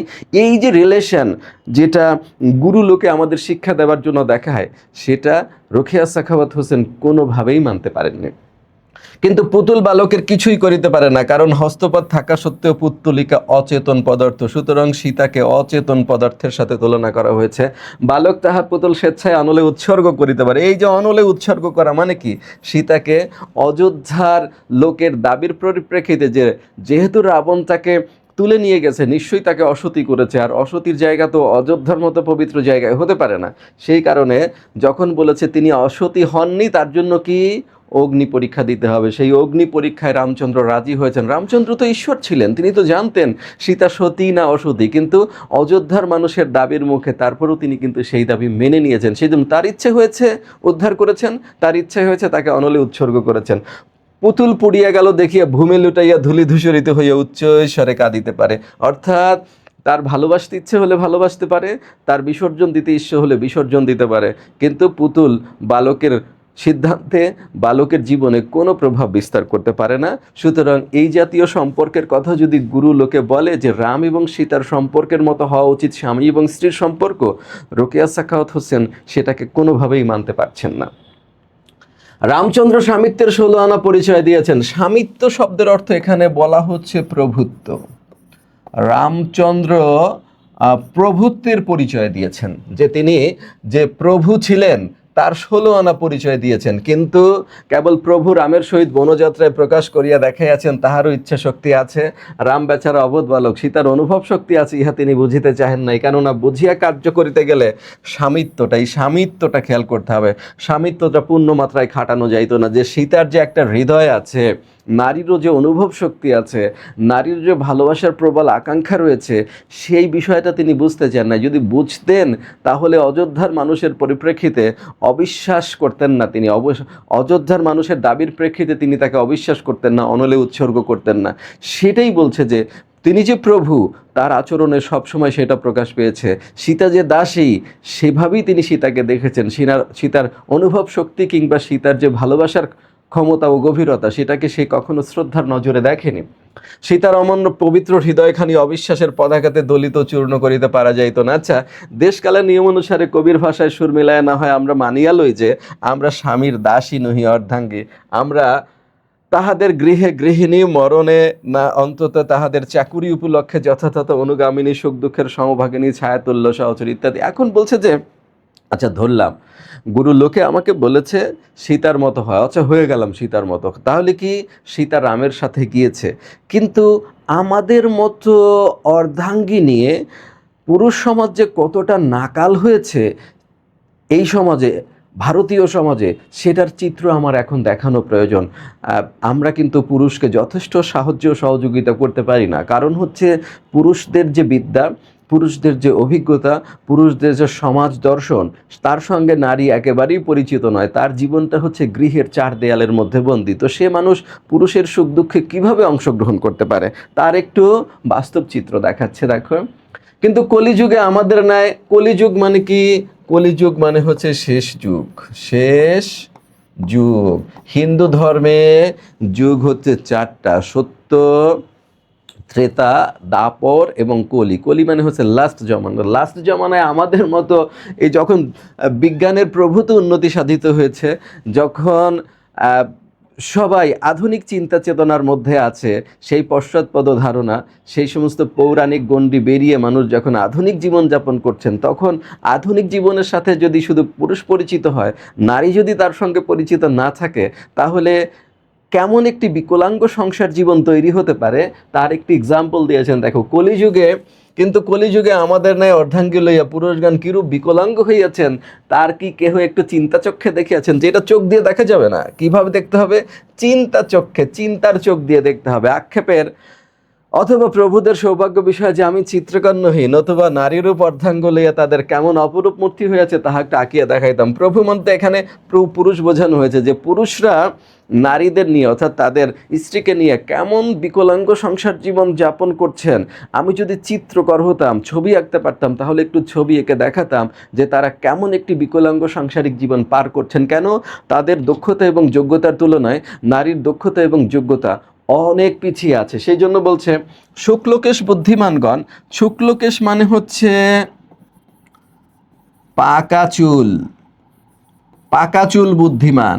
শুক্ল মানে হচ্ছে সাদা, হ্যাঁ, সাদা চুলের বুদ্ধিমানগণ বলেন যে আমাদের সাংসারিক জীবনরা দ্বিচক্র শকটের মতো। শকট মানে হচ্ছে গাড়ি। কেমন গাড়ি?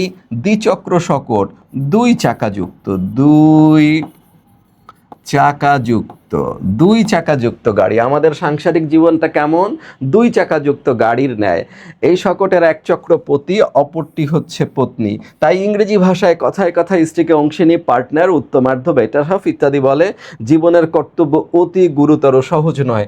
এখন এই যে দুই চাকাযুক্ত গাড়ি, এই দুই চাকাযুক্ত গাড়ি কিন্তু সাইকেল মনে করলে হবে না, মোটর সাইকেল মনে করলে হবে না, যে সামনে একটা চাকা পিছনে একটা চাকা। মনে রাখতে হবে সংসার জীবনটা কিন্তু বৈদিক মন্ত্র দিয়ে, অথবা তোমার কোরআনের বাণী দিয়ে, অথবা ধর্মীয় বিধান দিয়ে আমরা কিন্তু বন্ধ করে দিই একসাথে। ধরো এইটার এই মাথায় একটা চাকা, এই মাথায় একটা চাকা, ফিক্সড করা, একটা ঘুরবে একটা ঘুরবে না, এরকম ব্যাপার নয়।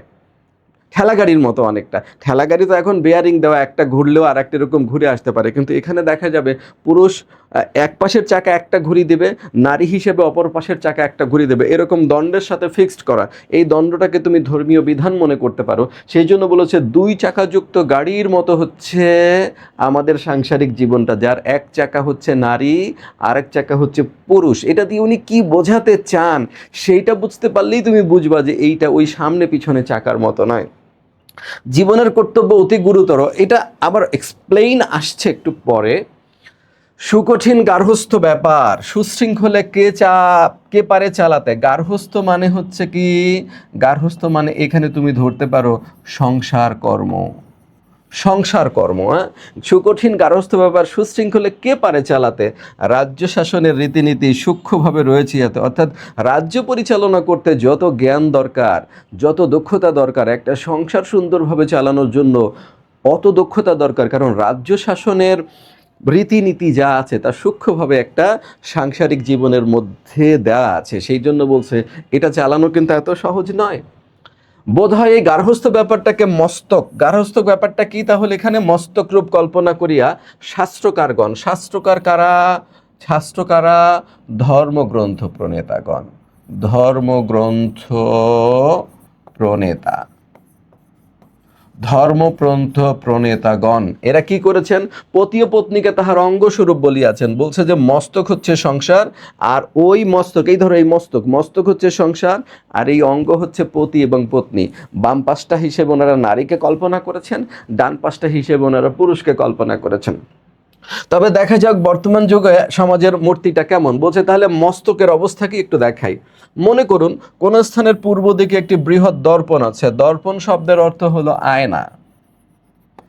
মনে করুন কোন স্থানের পূর্ব দিকে একটি বৃহৎ দর্পণ আছে, যাহাতে আপনি আপাদমস্তক নিরীক্ষণ করিতে পারেন। আপনার দক্ষিণ ভাগ পুরুষ, যেটা বলেছিলাম, দক্ষিণ ভাগ মানে কি ডান, ডান অংশ, শরীরের ডান অংশ পুরুষ, এবং বামাঙ্গ ভাগ, বামাঙ্গ মানে কি বাম পাশ, স্ত্রী।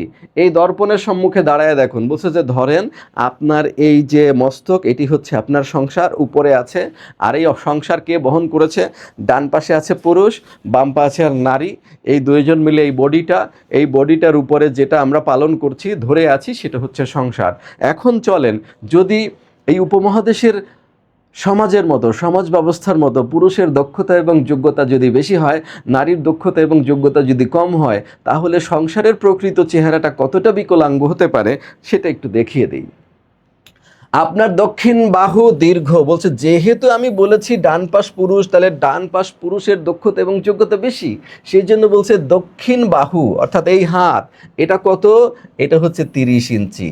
এবং স্থূল, স্থূল মানে হচ্ছে মোটা, হ্যাঁ মোটা। বাম বাহুর দৈর্ঘ্য 24 ইঞ্চি। তাহলে কয় ইঞ্চি কম? কয় ইঞ্চি কম? 30 বিয়োগ 24, 6 ইঞ্চি কিন্তু কম। এইটা 6 ইঞ্চি বড়।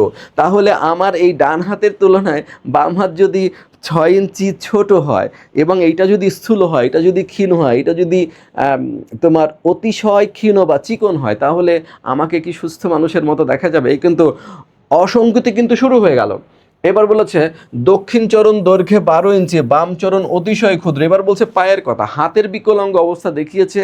এবার বলছে আপনার যে ডান পা, এটা হচ্ছে 12 ইঞ্চি, আর বাম পা হচ্ছে অতিশয় ক্ষুদ্র, একেবারেই ছোট। দক্ষিণ স্কন্ধ, স্কন্ধ মানে হচ্ছে কাঁধ, কাঁধ, এই যে কাঁধ, হ্যাঁ। দক্ষিণ স্কন্ধ উচ্চতায় 5 ফিট, বাম স্কন্ধ উচ্চতায় 4 ফিট। তাহলে এইটা যদি 5 ফিট উঁচু হয়, এটা যদি 4 ফিট হয়, তাহলে এবার শরীরটা কেমন থাকবে? এইভাবে থাকবে, এইভাবে। এই হলো 5 ফিট, এই হলো 4 ফিট। তাহলে মাথাটার অবস্থা কি হবে? মাথাটা এরকম ঝুঁকে থাকবে। এই কারণে আমাদের সংসার জীবনটা এরকম বিকলাঙ্গভাবে ঝুঁকে আছে। এই হাতটা বড়, এই হাতটা ছোট এবং চিকন, আর এইটা 5 ফিট, এইটা 4 ফিট। এইদিকে পা হচ্ছে একটা 12 ইঞ্চি, আর একটা অতিশয় ক্ষুদ্র। বলছে যে দেখছেন, আপনারা দুইজন যোগ্যতার পার্থক্যের কারণে আপনার সংসার জীবন কিভাবে বাম দিকে ঝুঁকে আছে।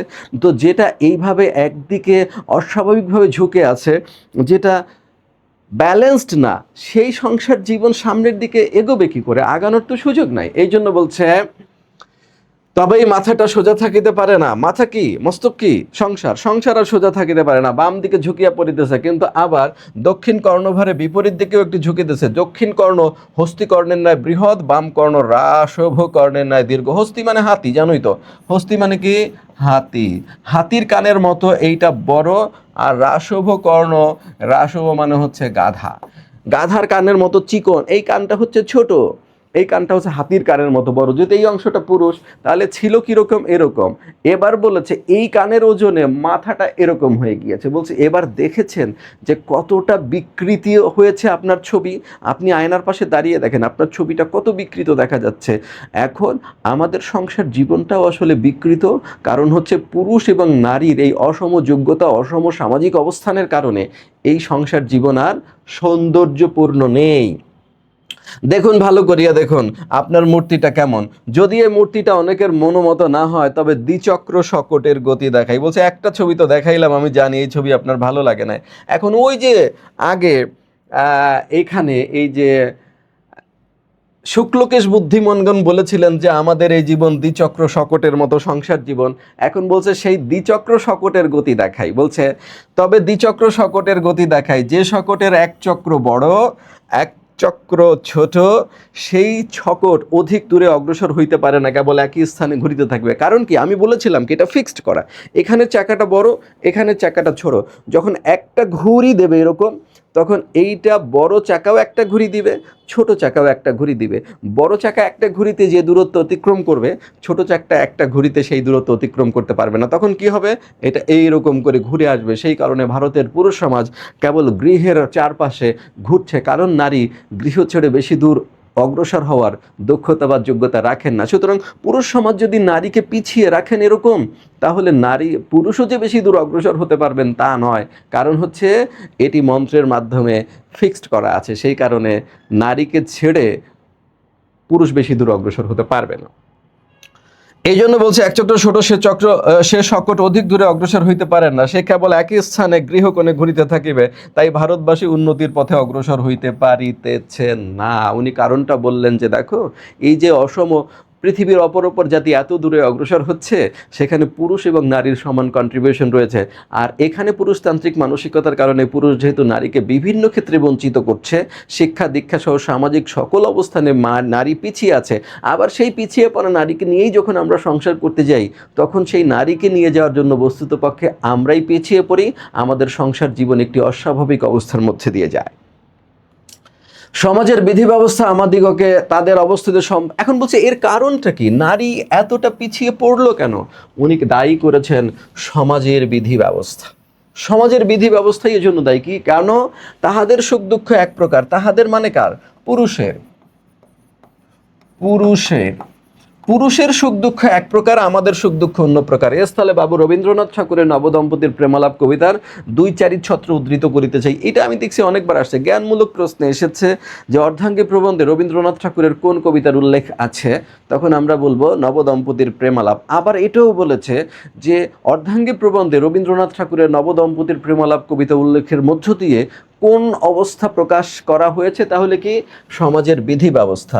সমাজের বিধি ব্যবস্থাটা কি?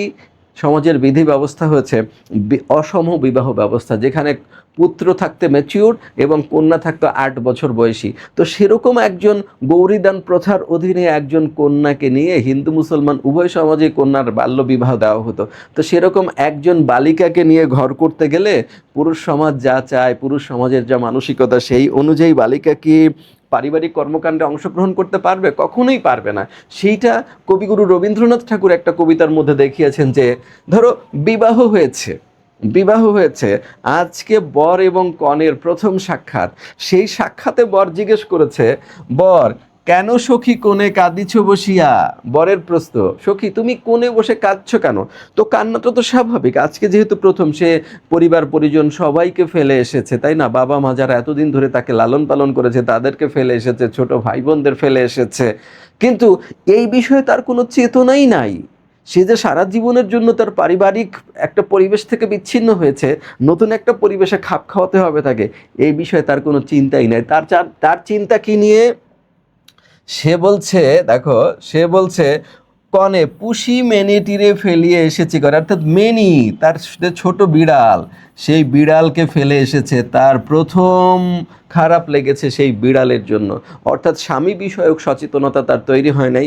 পারিবারিক এই যে বিচ্ছিন্নতা, এটা নিয়েও তার তেমন কোনো তীব্র আবেগ তৈরি হয় না। তার আবেগ এখনও কিন্তু বিড়ালের কাছে পড়ে আছে।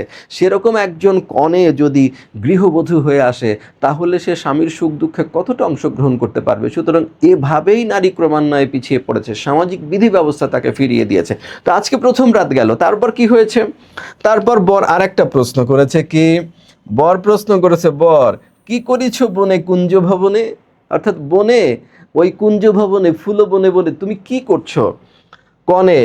কনে বলছে যে খেতেছি বসিয়া টোপাকুল। অর্থাৎ স্বামী কেন এই প্রশ্ন করে যে এটার উত্তর কি হতে পারে, যে তোমার জন্য প্রতীক্ষা করছি, হ্যাঁ, তোমার পথ চেয়ে বসে আছি, সেরকম হতে পারে। এতেই তো সাংসারিক জীবনটা সুন্দর হয়, সুন্দর করে সাজিয়ে গুছিয়ে এভাবে বলা। কিন্তু কনে বলছে আমি বসে বসে বড়ই খাচ্ছি, অর্থাৎ স্বামী এখানে আসুক, স্বামী কোথায় আছে সেই সংক্রান্ত কোনো চিন্তা ভাবনাই তার তখনও তৈরি হয়নি।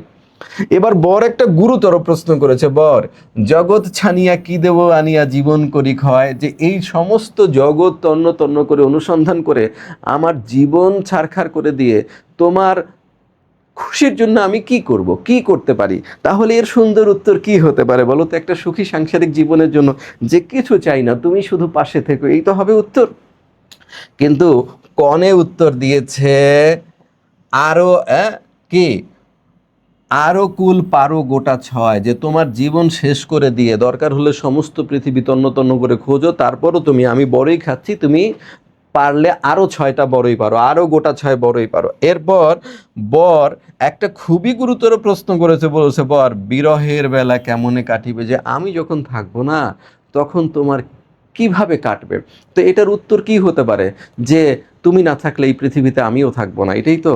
আমি চাই যেন তোমার আগেই আমি চলে যাই। এগুলো কিন্তু হয় না কখনো, কিন্তু মানুষ এগুলো শুনতে ভালোবাসে।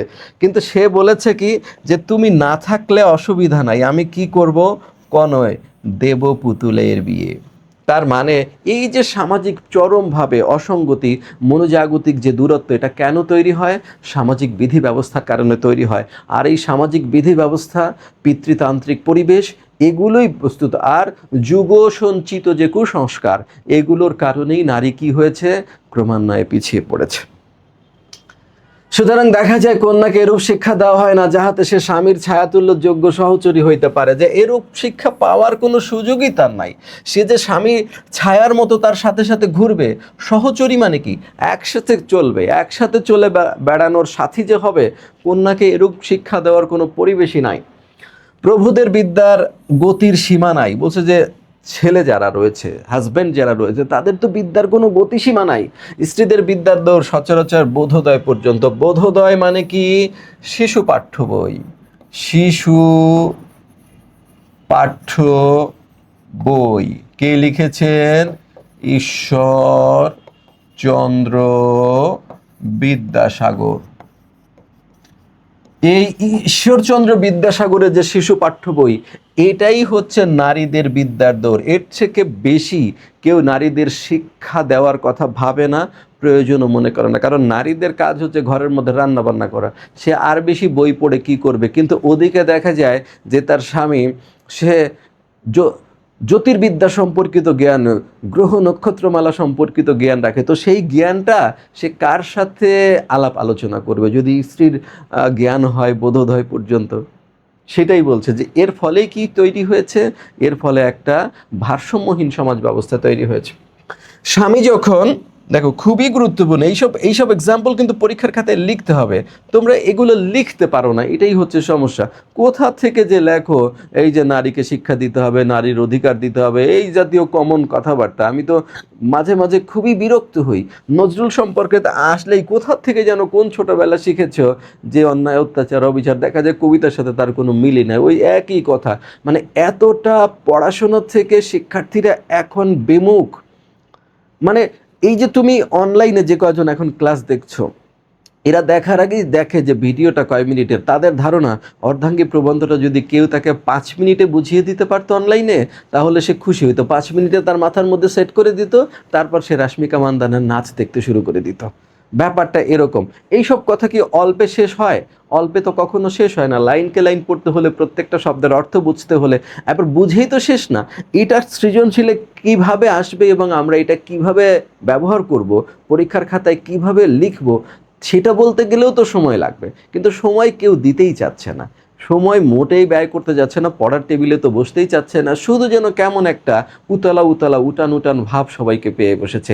এর কারণেই কিন্তু পৃথিবীর মেধাহীন জাতিদের মধ্যে আমরা আস্তে আস্তে পরিগণিত হচ্ছি। আমাদের যে পূর্বপুরুষদের যে শ্রম এবং দক্ষতা, তাদের যে অধ্যবসায়, সেখান থেকে কিন্তু আমরা ক্রমান্বয়ে পিছনে চলে যাচ্ছি। এখন বলছে এতে ভারসাম্যপূর্ণ অবস্থা কতটা তৈরি হয়েছে। স্বামী যখন পৃথিবী হইতে সূর্য নক্ষত্রের দূরত্ব মাপেন, স্ত্রী তখন একটা বালিশের ওয়্যারের দৈর্ঘ্য প্রস্থ মাপেন সেলাই করার জন্য। দেখো স্বামীর তাহলে বিদ্যা কোথায় চলে গেল? সূর্য এবং নক্ষত্রের দূরত্ব মাপার জন্য চলে গেল।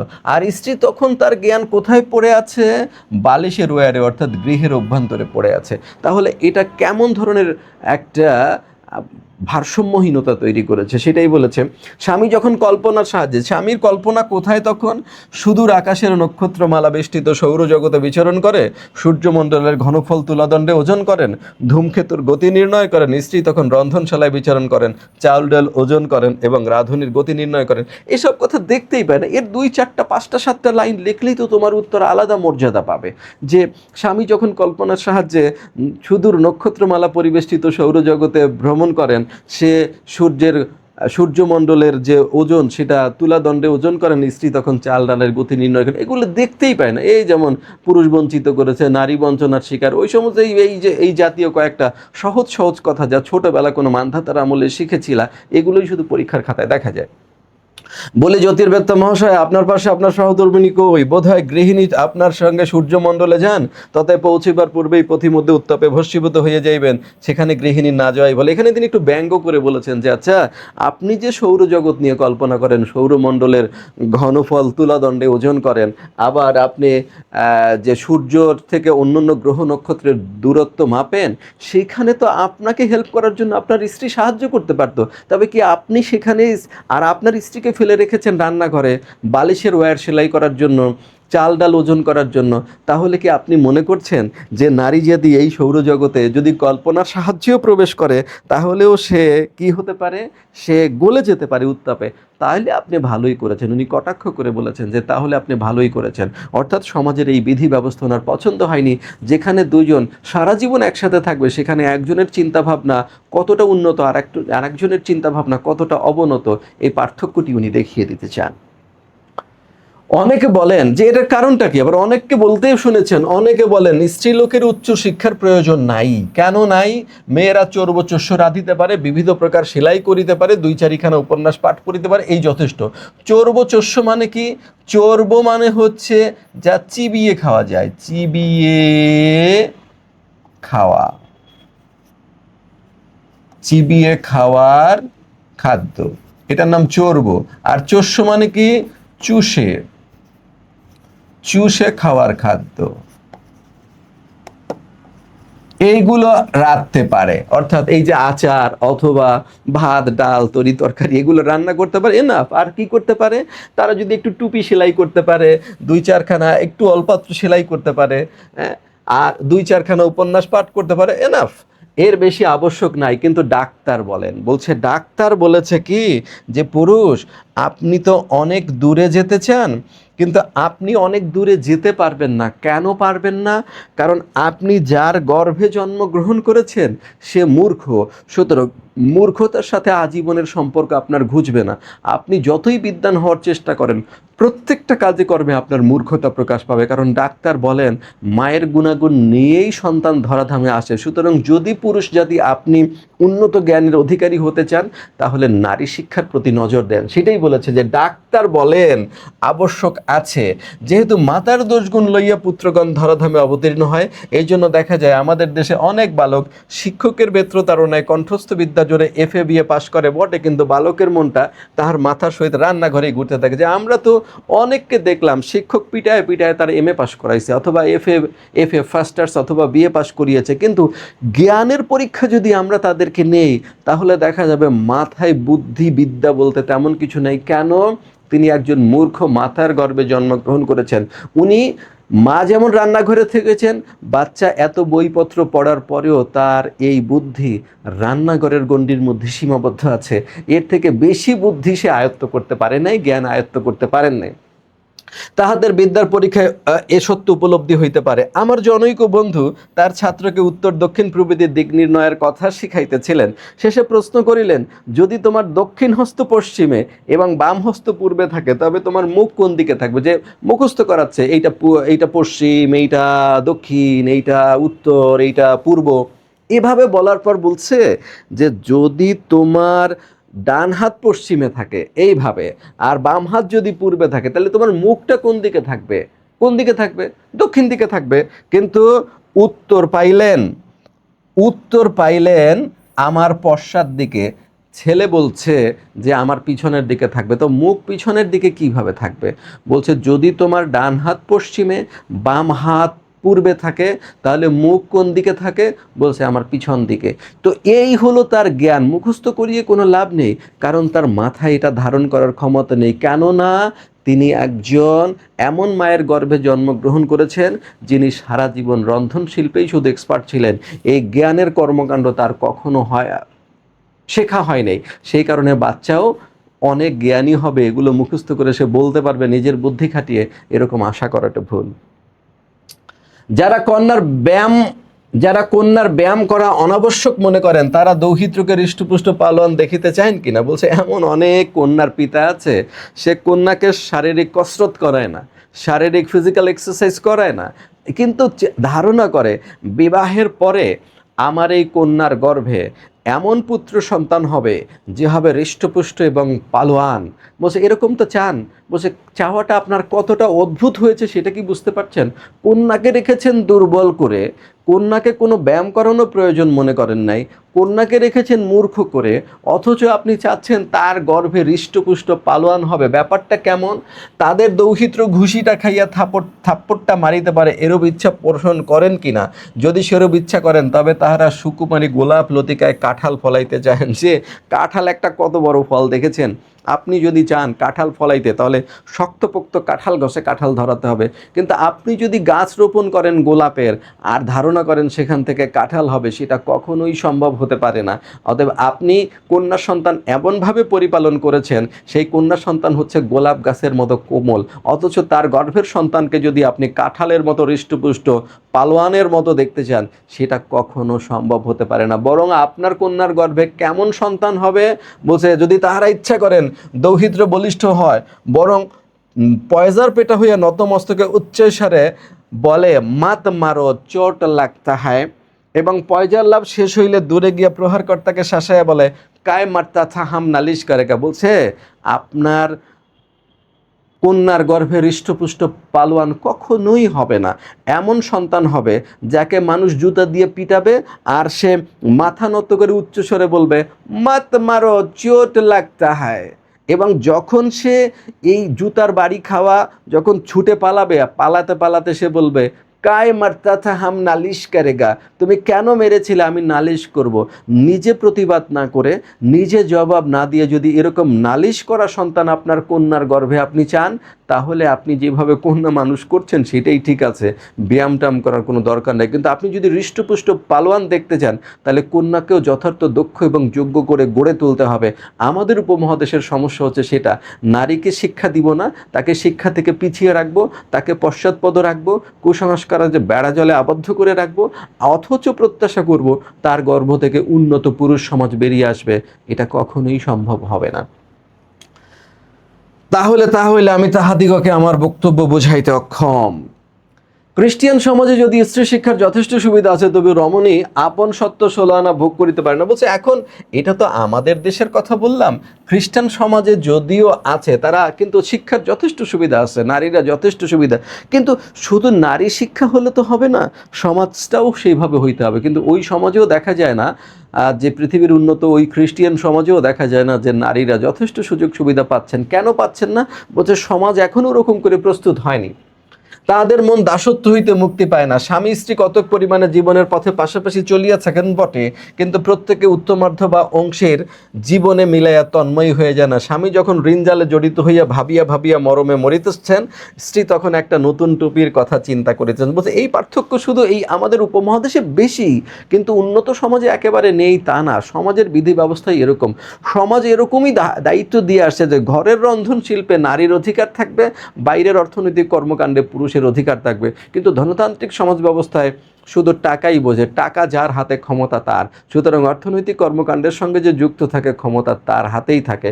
উন্নত সমাজে নারী স্ত্রী পাশাপাশি চলেন বটে, কিন্তু একজন আরেকজনের দুঃখে 100% তন্ময় হতে পারেন না, পার্টিসিপেট করতে পারেন না। কারণ স্বামী যখন এই অর্থনৈতিক কর্মকাণ্ড সামলাতে গিয়ে ঋণ জালে জড়িত হয়ে পড়েন, তখন স্ত্রী শুধু ওইসব কোনো খোঁজই জানেন না, তিনি ঘরে নতুন টুপি সেলাইয়ের কথা ভাবেন।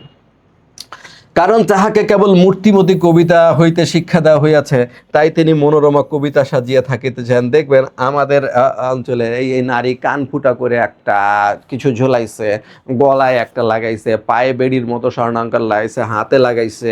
তো কেন এত? বলছে সমাজ তাকে এরকম মূর্তিমতী কবিতার মতো সৌন্দর্যময় করে সেজে রাখতে চেয়েছে, সেই কারণে তিনিও মনে করেন সাজসজ্জা করে থেকে পুরুষের মনোরঞ্জন করাই তার একমাত্র দায়িত্ব। সেটা শুধু আমাদের দেশেই না, বাইরের দেশেও রয়েছে। তাকে মূর্তিমতী কবিতা সাজিতে শিক্ষা দেওয়া হয়েছে, সেই জন্য সবসময় তুমি সেজে গুজে থাকতে চান। এই যে গদ্যরূপ সংসার জীবন পরিচালনা এবং ঋণদায় রূপ গদ্য তিনি বুঝতে অক্ষম। এরপরে আসেন এখন মুসলমান সমাজে প্রবেশ করা যাক। এখন বলছে যে আমরা তো মুসলিম অধ্যুষিত পূর্ব বাংলার মানুষ, এখন আমরা একটু এই সমাজে, অর্থাৎ ইন্ডিয়ার পূর্বাঞ্চলে মুসলমানের সংখ্যা বেশি আর পশ্চিমাঞ্চলে মুসলমানের সংখ্যা বেশি, মাঝখানের অংশটাতে ওই সময় কি হিন্দুদের সংখ্যা বেশি। তখনও কিন্তু কি ভারত স্বাধীন হয় নাই, তখনও ব্রিটিশ ভারত, আমরা পাকিস্তান, এগুলো সব ভারত, একই দেশ। সেই জন্য বলছে উনি যেহেতু এই অঞ্চলের রংপুরের, সেই কারণে উনি বলছেন এখন মুসলমান সমাজেরটা একটু দেখাই। মুসলমান সমাজে নারীদের অবস্থা আরও খারাপ। কি এখন মুসলমান সমাজে প্রবেশ করা যাক। মুসলমানের মতে আমরা পুরুষের অর্ধেক। কেমনে বললো এটা? এটা কিন্তু ওই মোহাম্মদী আইনের যে সম্পত্তি বিভাগ, এই সম্পত্তি বিভাগ অনুযায়ী উনি এই কথাটা বলেছেন। এখানে একটু ওনার ক্ষোভ আছে যে পৈতৃক সম্পত্তিতে পুত্র যা পায় কন্যা তার অর্ধেক পায়, সেই জন্য উনি বলছে আমরা পুরুষের অর্ধেক।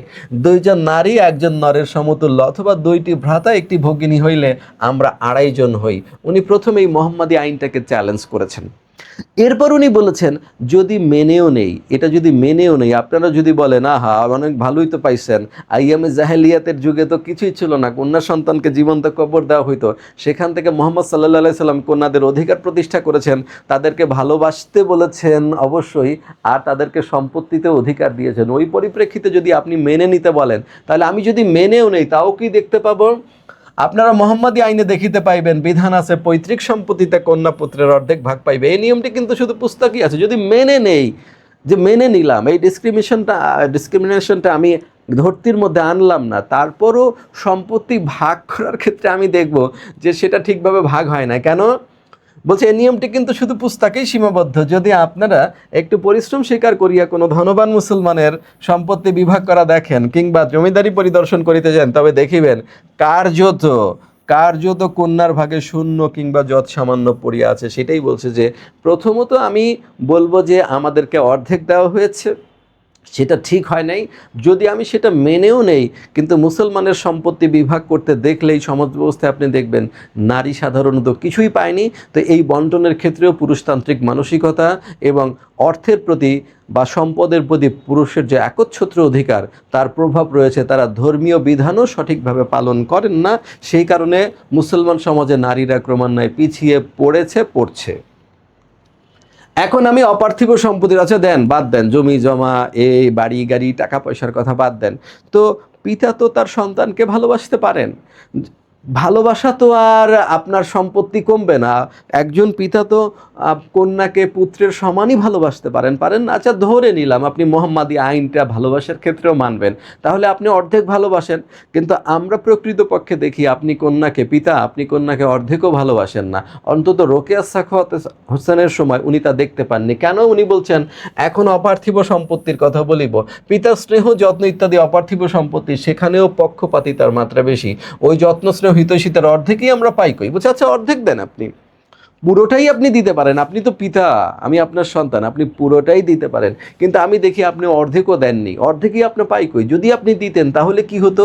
যিনি পুত্রের সুশিক্ষার জন্য 4 জন শিক্ষক নিযুক্ত করেন, তিনি কন্যার জন্য 2 জন শিক্ষয়িত্রী নিযুক্ত করেন কি না করেন না? আপনি পুত্রকে FA BA পাস করানোর জন্য 4 জন শিক্ষক নিয়োগ করেন, অথচ কন্যাকে আপনি শুধু এই যে বোধোদয় বই পড়িয়ে আপনি ফেলে রাখেন, তার জন্য 2 জন শিক্ষয়িত্রী নিযুক্ত করতে পারতেন, অন্তত পুত্রের অর্ধেকটা তাকে শিক্ষা দিতে পারতেন, কিন্তু আপনি তা দেননি। যেখানে পুত্র 3টা পাস অর্থাৎ BA পর্যন্ত পাস করে, সেখানে কন্যা 1.5টা পাস অর্থাৎ এন্ট্রান্স পাস FA ফেল, এই পর্যন্ত করে কি? আপনি আমাকে 1.5টা পাস করান, তাকে 3টা পাস করাচ্ছেন, তাকে BA পাস করাচ্ছেন, এন্ট্রান্সের পর FA করাচ্ছেন, FA এর পরে BA করাচ্ছেন, আর আমাকে অতদূর না, এন্ট্রান্স পাস করার পর FA ফেল পর্যন্ত করান, পরীক্ষাটা দিতে দেন, তাও তো দেন না।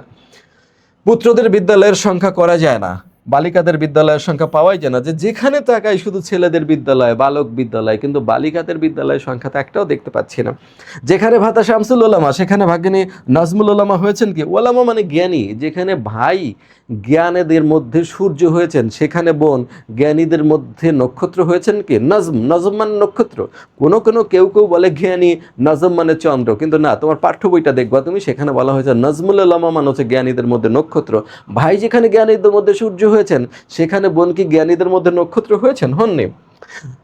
এবার বলছে যাতে অন্তপুরে গগনে অসংখ্য নজমুন্নেসা শামসুন্নেসা শোভা পাইতেছে, কিন্তু আমরা সাহিত্য গজনে নাজমুল উলামা দেখতে পাই যে বহু বিবাহ করার ফলে তাদের অন্তপুরে অর্থাৎ বাড়ির মধ্যে তারা অনেক সুন্দরী সুন্দরী শামসুন্নেসা নজমুন্নেসা এগুলো, হ্যাঁ, অর্থাৎ চন্দ্রের মতো সুন্দরী সূর্যের মতো সুন্দরী অনেক আছে, কিন্তু তাদেরকে তিনি মোটেই বিদ্যা শিক্ষা দেওয়া হয় না যারা তাদের নজমুল উলামা হতে পারেন।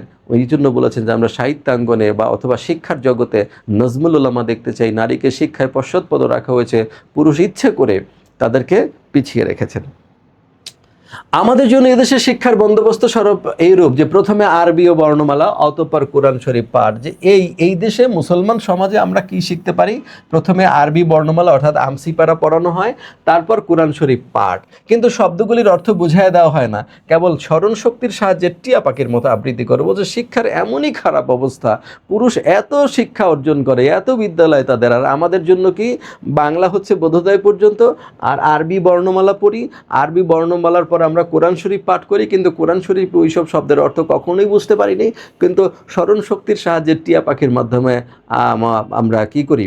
আবৃত্তি করি। যেমন মনে করো আমরা অনেকেই আয়াতুল কুরসি পড়ি, তাই না, যে আল্লাহু লা ইলাহা ইল্লাহু আল হাইয়ুল কাইয়্যুম, কিন্তু আমরা কি বুঝি? আমরা কি বললাম? তো ওইখানে ওই সময় আরও অবস্থা খারাপ ছিল, নারীদের শুধু সূরার পর সূরা, সূরার পর সূরা মুখস্থ করে, কিন্তু একটা সূরার অর্থ জানেন না। তো এই পড়ে লাভটা কি? সেই জন্য বলছে যে এটা আসলে শুধু মুখস্থ করা, এর মাধ্যমে যে চিন্তা শক্তির কোনো সমৃদ্ধি হয় সেরকম কোনো নজির তৎকালে ছিল না। সেই জন্য বলছে কোনো পিতার হিতৈষণার মাত্রা বৃদ্ধি হলে তিনি দুহিতাকে হাফেজা করিতে চেষ্টা করেন, সমুদায় কোরআনখানি যাহার কণ্ঠস্থ থাকে তিনি হাফেজ। বলছে কোনো পিতা যদি কন্যার প্রতি আরও বেশি ভালোবাসা দেখান, তিনি সমস্ত কোরআনখানি মুখস্থ করেন। আচ্ছা, কোরআনের শব্দ বুঝলো না একটাও, পুরো কোরআন মুখস্থ করে বসে আছে, এটাতে সাংসারিক জীবনে আসলে লাভটা কি? পরকালে লাভ হয়তো তার হতে পারে, কিন্তু সাংসারিক জীবনটা যে উন্নতির পথে পৃথিবী এগিয়ে যাচ্ছে, সেই উন্নতির পথেও তো যেতে হবে। কোরআনে যদি অনেক ভালো ভালো কথা বলা আছে, সেই কথাগুলো কখন আমি কাজে লাগাতে পারবো?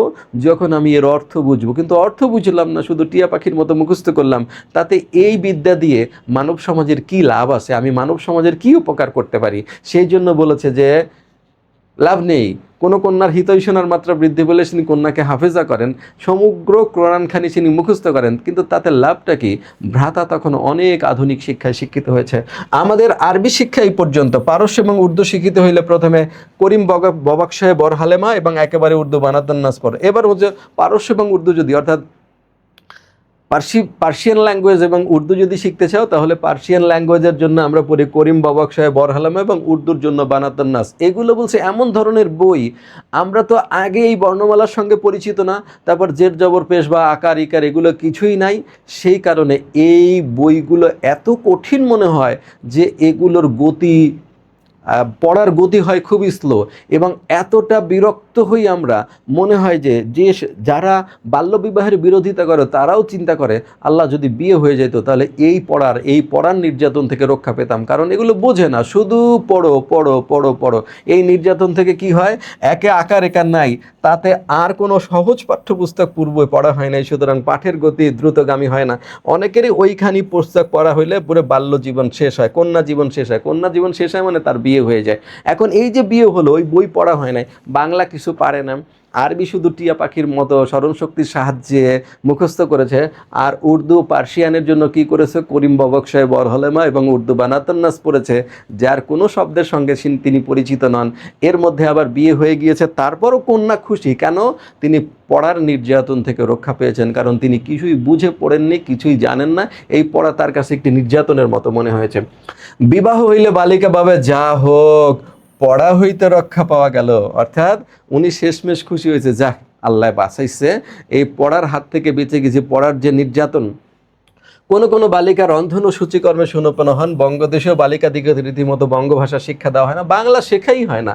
উর্দু পড়িতে শেখে কিন্তু কলম ধরিতে শেখে না। ইহাদের উন্নতির চরম সীমা সলমা চুমকির কারুকার্য এবং উলের জুতা মোজা সেলাই প্রস্তুত করিতে পারবো, যে একেবারেই অকর্ম হয়ে থাকে আমরা এই সলমা চুমকি, সোনা রূপার কারুকাজ এবং উলের জুতা মোজা সেলাই। কারণ আমরা বাংলা জানি না, আর উর্দু জানি কিন্তু আমরা লিখতে পারি না। তো এই বিদ্যা দিয়ে আমরা করবো কি? শেষমেশ ওই রন্ধন শিল্প এবং সূচি বা সেলাই কর্ম পর্যন্তই হচ্ছে নারীর দৌড়। সুতরাং স্বামী যখন নক্ষত্রমালা পরিবেষ্টিত সৌরমণ্ডলে ভ্রমণ করেন, সেখানে স্ত্রী এই বিদ্যা নিয়ে কিভাবে চিন্তা করবেন, স্বামীকে কিভাবে সাহায্য করবেন। স্বামী যখন ঋণ করে প্রায় ওষ্ঠাগত প্রাণ, তখন স্ত্রী এসব জগতে কোনোভাবেই পার্টিসিপেট করতে পারেন না। তিনি চিন্তা করেন আগামীকাল কি রান্না করবেন, এইটুকুই শুধু। যদি ধর্মগুরু মুহাম্মদ সাল্লাল্লাহু আলাইহি সাল্লাম আপনাদিগের হিসাব লহেন, তবে আপনারা কন্যার প্রতি কিরূপ ব্যবহার করিয়াছেন, তবে আপনারা কি বলিবেন? যে মুহাম্মদ সাল্লাল্লাহু আলাইহি সাল্লাম যদি আপনাদেরকে বলেন যে আমি তো কন্যাদেরকে ভালোবাসতে বলেছিলাম, আমি কন্যাকে ভালোবেসে দেখিয়েছি যে কন্যাকে কিভাবে ভালোবাসতে হয়, তাহলে আপনারা কি করবেন, কি জবাব দিবেন যে কন্যার প্রতি কেমন ব্যবহার করতে হয়? আপনারা জবাব দিতে পারবেন না, কারণ মুহাম্মদ সাল্লাল্লাহু আলাইহি সাল্লাম তিনি কন্যাকুলের রক্ষক রূপে দণ্ডায়মান হয়ে দেখিয়েছেন যে কন্যাকে কেমন করে ভালোবাসতে হয়। পয়গম্বরের ইতিহাসে শোনা যায়, জগতে যখনই মানুষ বেশি অত্যাচার অনাচার করিয়াছে, তখনই এক একজন পয়গম্বর আসিয়া দুষ্টের দমন শিষ্টের পালন করিয়াছেন।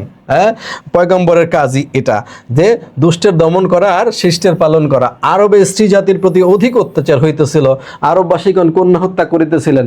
তখন মুহাম্মদ সাল্লাল্লাহু আলাইহি সাল্লাম কন্যারূপের রক্ষক স্বরূপ দণ্ডায়মান হয়েছিলেন। তিনি কেবল বিবিধ ব্যবস্থা দিয়েই ক্ষান্ত থাকেন নাই, স্বয়ং কন্যা পালন করিয়া আদর্শ দেখাইয়াছেন।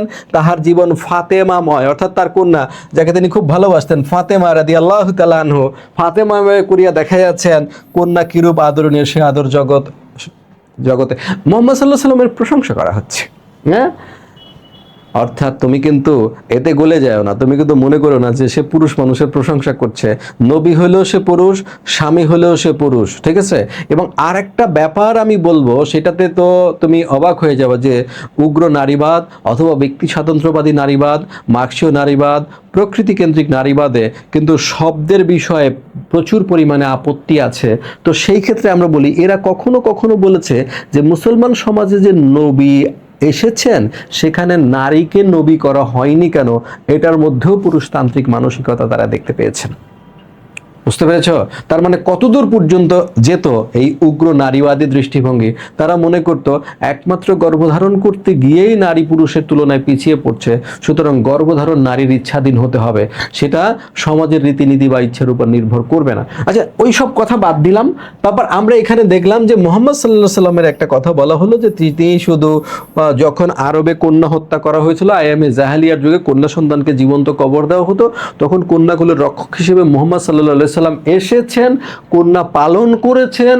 ফাতেমার জন্য তিনি নিজের জীবনে কতটা ত্যাগ করেছেন, সেইভাবেই আমাদের জন্য আপনারা করেন। যদি মুহাম্মদ সাল্লাল্লাহু আলাইহি সাল্লাম আপনাদের জিজ্ঞেস করেন কন্যার প্রতি কেমন ভালো ব্যবহার করেছো, তাহলে আপনারা কি জবাব দিবেন? কিন্তু মনে রাখা দরকার, তিনি কিন্তু মুহাম্মদ সাল্লাল্লাহু আলাইহি সাল্লামের সমালোচনা থেকে সরে যান নাই।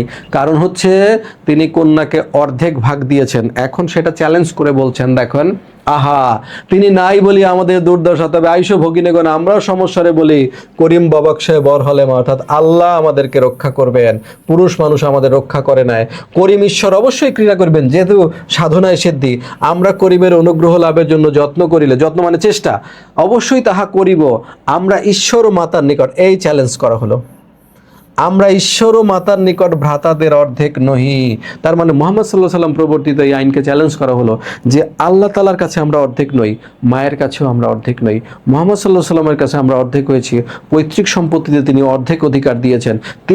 তিনিই কন্যাকুলের রক্ষক, অথচ তিনি কন্যার প্রতি সুবিচার করলেন না। কেন? আমরা ঈশ্বর ও মাতার নিকট ভ্রাতাদের অর্ধেক নহি। তাহলে এইরূপ স্বাভাবিক বন্দোবস্ত হইতো, পুত্র যেখানে 10 মাস স্থান পাইবে, দুহিতা সেখানে 5 মাস। দেখো, পুরুষ নবী, তাকে কিন্তু চ্যালেঞ্জ করা হলো। অর্থাৎ উগ্র নারীবাদের একটা মূল বৈশিষ্ট্যই হচ্ছে পুরুষতান্ত্রিক কাঠামোকে চ্যালেঞ্জ করা। সেই কারণে পুত্র যেখানে 10 মাস, তিনি বলতেন যে যদি পৈতৃক সম্পত্তিতে অর্ধেকই হয়, এটা যদি আল্লাহর নিয়মই হয়, তাহলে মাতৃগর্ভে ছেলে 10 মাস থাকতো, আমরা 5 মাস থাকতাম। কিন্তু ছেলেও 10 মাস থাকে, আমরাও 10 মাস থাকি। সুতরাং পৈতৃক সম্পত্তিতে যে মেয়েরা অর্ধেক পাবে, সেইটা কোনোভাবেই মানা যায় না। সেজন্য বলছে যেখানে পুত্র 10 মাস স্থান পাইবে, দুহিতা সেখানে 5 মাস। পুত্রের জন্য যতখানি দুগ্ধ আমদানি হয়, কন্যার জন্য তার অর্ধেক হইতো। অর্থাৎ পুত্র যেখানে 2 বছর পর্যন্ত মাতৃদুগ্ধ পান করে, নিয়ম থাকতো মেয়েকে 1 বছর করবে। অথবা ছেলের জন্য যতখানি দুধ আসে বুকে, মেয়ের জন্য তার অর্ধেক আসতো। কই, সেটা তো হয় না। মা তো অর্ধেক নন, সৃষ্টিকর্তা তো আমাদেরকে 10 মাসই গর্ভে রেখেছেন। সুতরাং খোদার কাছে অর্ধেক আমরা নই, মায়ের কাছে অর্ধেক আমরা নই, কিন্তু পুরুষের কাছে আমরা অর্ধেক হয়ে গিয়েছি, অর্থাৎ আমরা পৈতৃক সম্পত্তিতে অর্ধেক ভাগ পাচ্ছি। সেরূপ তো নিয়ম নাই। আমরা জননী স্নেহ ভ্রাতার সমানই ভোগ করি, মাতৃহৃদয়ে পক্ষপাতিতা নাই। তাহলে কেমন করিয়া বলিব ঈশ্বর পক্ষপাতী? তিনি কি মাথা অপেক্ষা অধিক করুণাময় নয়েন? এখানে কিন্তু তিনি পুরুষতান্ত্রিক কাঠামো, সেটা মুহাম্মদ সাল্লাল্লাহু আলাইহি ওয়াসাল্লাম প্রবর্তিত হোক আর যাই হোক, সেটাকে চ্যালেঞ্জ করে বললেন যে আমরা দুইজন পুত্র একজন কন্যা মিলে আড়াই জন হই, কারণ পৈতৃক সম্পত্তিতে সে অর্ধেক ভাগ পাবে। এটাকে চ্যালেঞ্জ করলো প্রথম। তারপর হচ্ছে আচ্ছা তো মেনে নিলাম, কিন্তু আপনি যদি কোনো ধনবান লোকের সম্পত্তি ভাগ করা দেখেন, সেখানে দেখবেন কন্যার ভাগে যৎ সামান্য অথবা শূন্য পড়েছে, এই একটা। তারপর তিনি মুহাম্মদ সাল্লাল্লাহু আলাইহি ওয়াসাল্লামের প্রশংসা করে বলেছেন, যখন আরব সমাজে কন্যা হত্যা করা হতো তখন কন্যা রূপের কুলের রক্ষক হিসেবে তিনি দণ্ডায়মান হইলেন। আহা, তিনি কত ভালোবেসেছেন, নিজের জীবনকে ফাতেমাময় করে তুলেছেন, তিনি নাই বলে আমাদের দুর্ভোগ। তারপর আবার চ্যালেঞ্জ করে বলেছেন কে?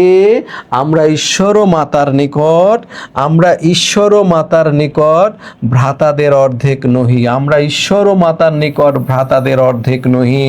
তাহলে এইরূপ স্বাভাবিক বন্দোবস্ত হইতো, পুত্র যেখানে মাতৃগর্ভে 10 মাস স্থান পাবে, মেয়ে সেখানে 5 মাস। পুত্রের জন্য যতটুকু দুগ্ধ আমদানি হয়, মেয়ের জন্য তার অর্ধেক হবে। তার মানে তিনি কিন্তু সেই চ্যালেঞ্জই করলেন। আমি এটাই বারবার বলছিলাম যে তুমি কিন্তু মনে করো না মুসলমান সমাজের মোহাম্মদী আইনকে তিনি মেনে নিয়েছেন। তাহলে কেমন করিয়া বলিব ঈশ্বর পক্ষপাতী? তিনি কি মাথা অপেক্ষা অধিক করুণাময় নন? এটাও দিয়ে কিন্তু তার মানে নারীর এই পশ্চাৎপদতার জন্য দায়ী হচ্ছে পুরুষতান্ত্রিক মানসিকতা এবং পুরুষের প্রবর্তিত আইন।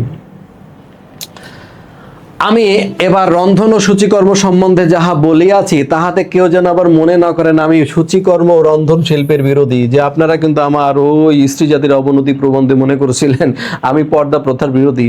এখন আবার বললাম যে মনটাকে শুধু রান্নাঘরে আটকায় রাখলে চলবে না। যে মা শুধু রান্নাঘরে থাকেন, তার সন্তানকে যতই পড়ানো হোক, সেও তার মনটাও রান্নাঘরে ঘুরতে থাকে। এটা দিয়ে আবার আপনারা ভুল বুঝবেন না যে আমি সূচিকর্ম ও অর্থাৎ গৃহস্থ কর্ম এবং রন্ধন শিল্পের বিরোধী।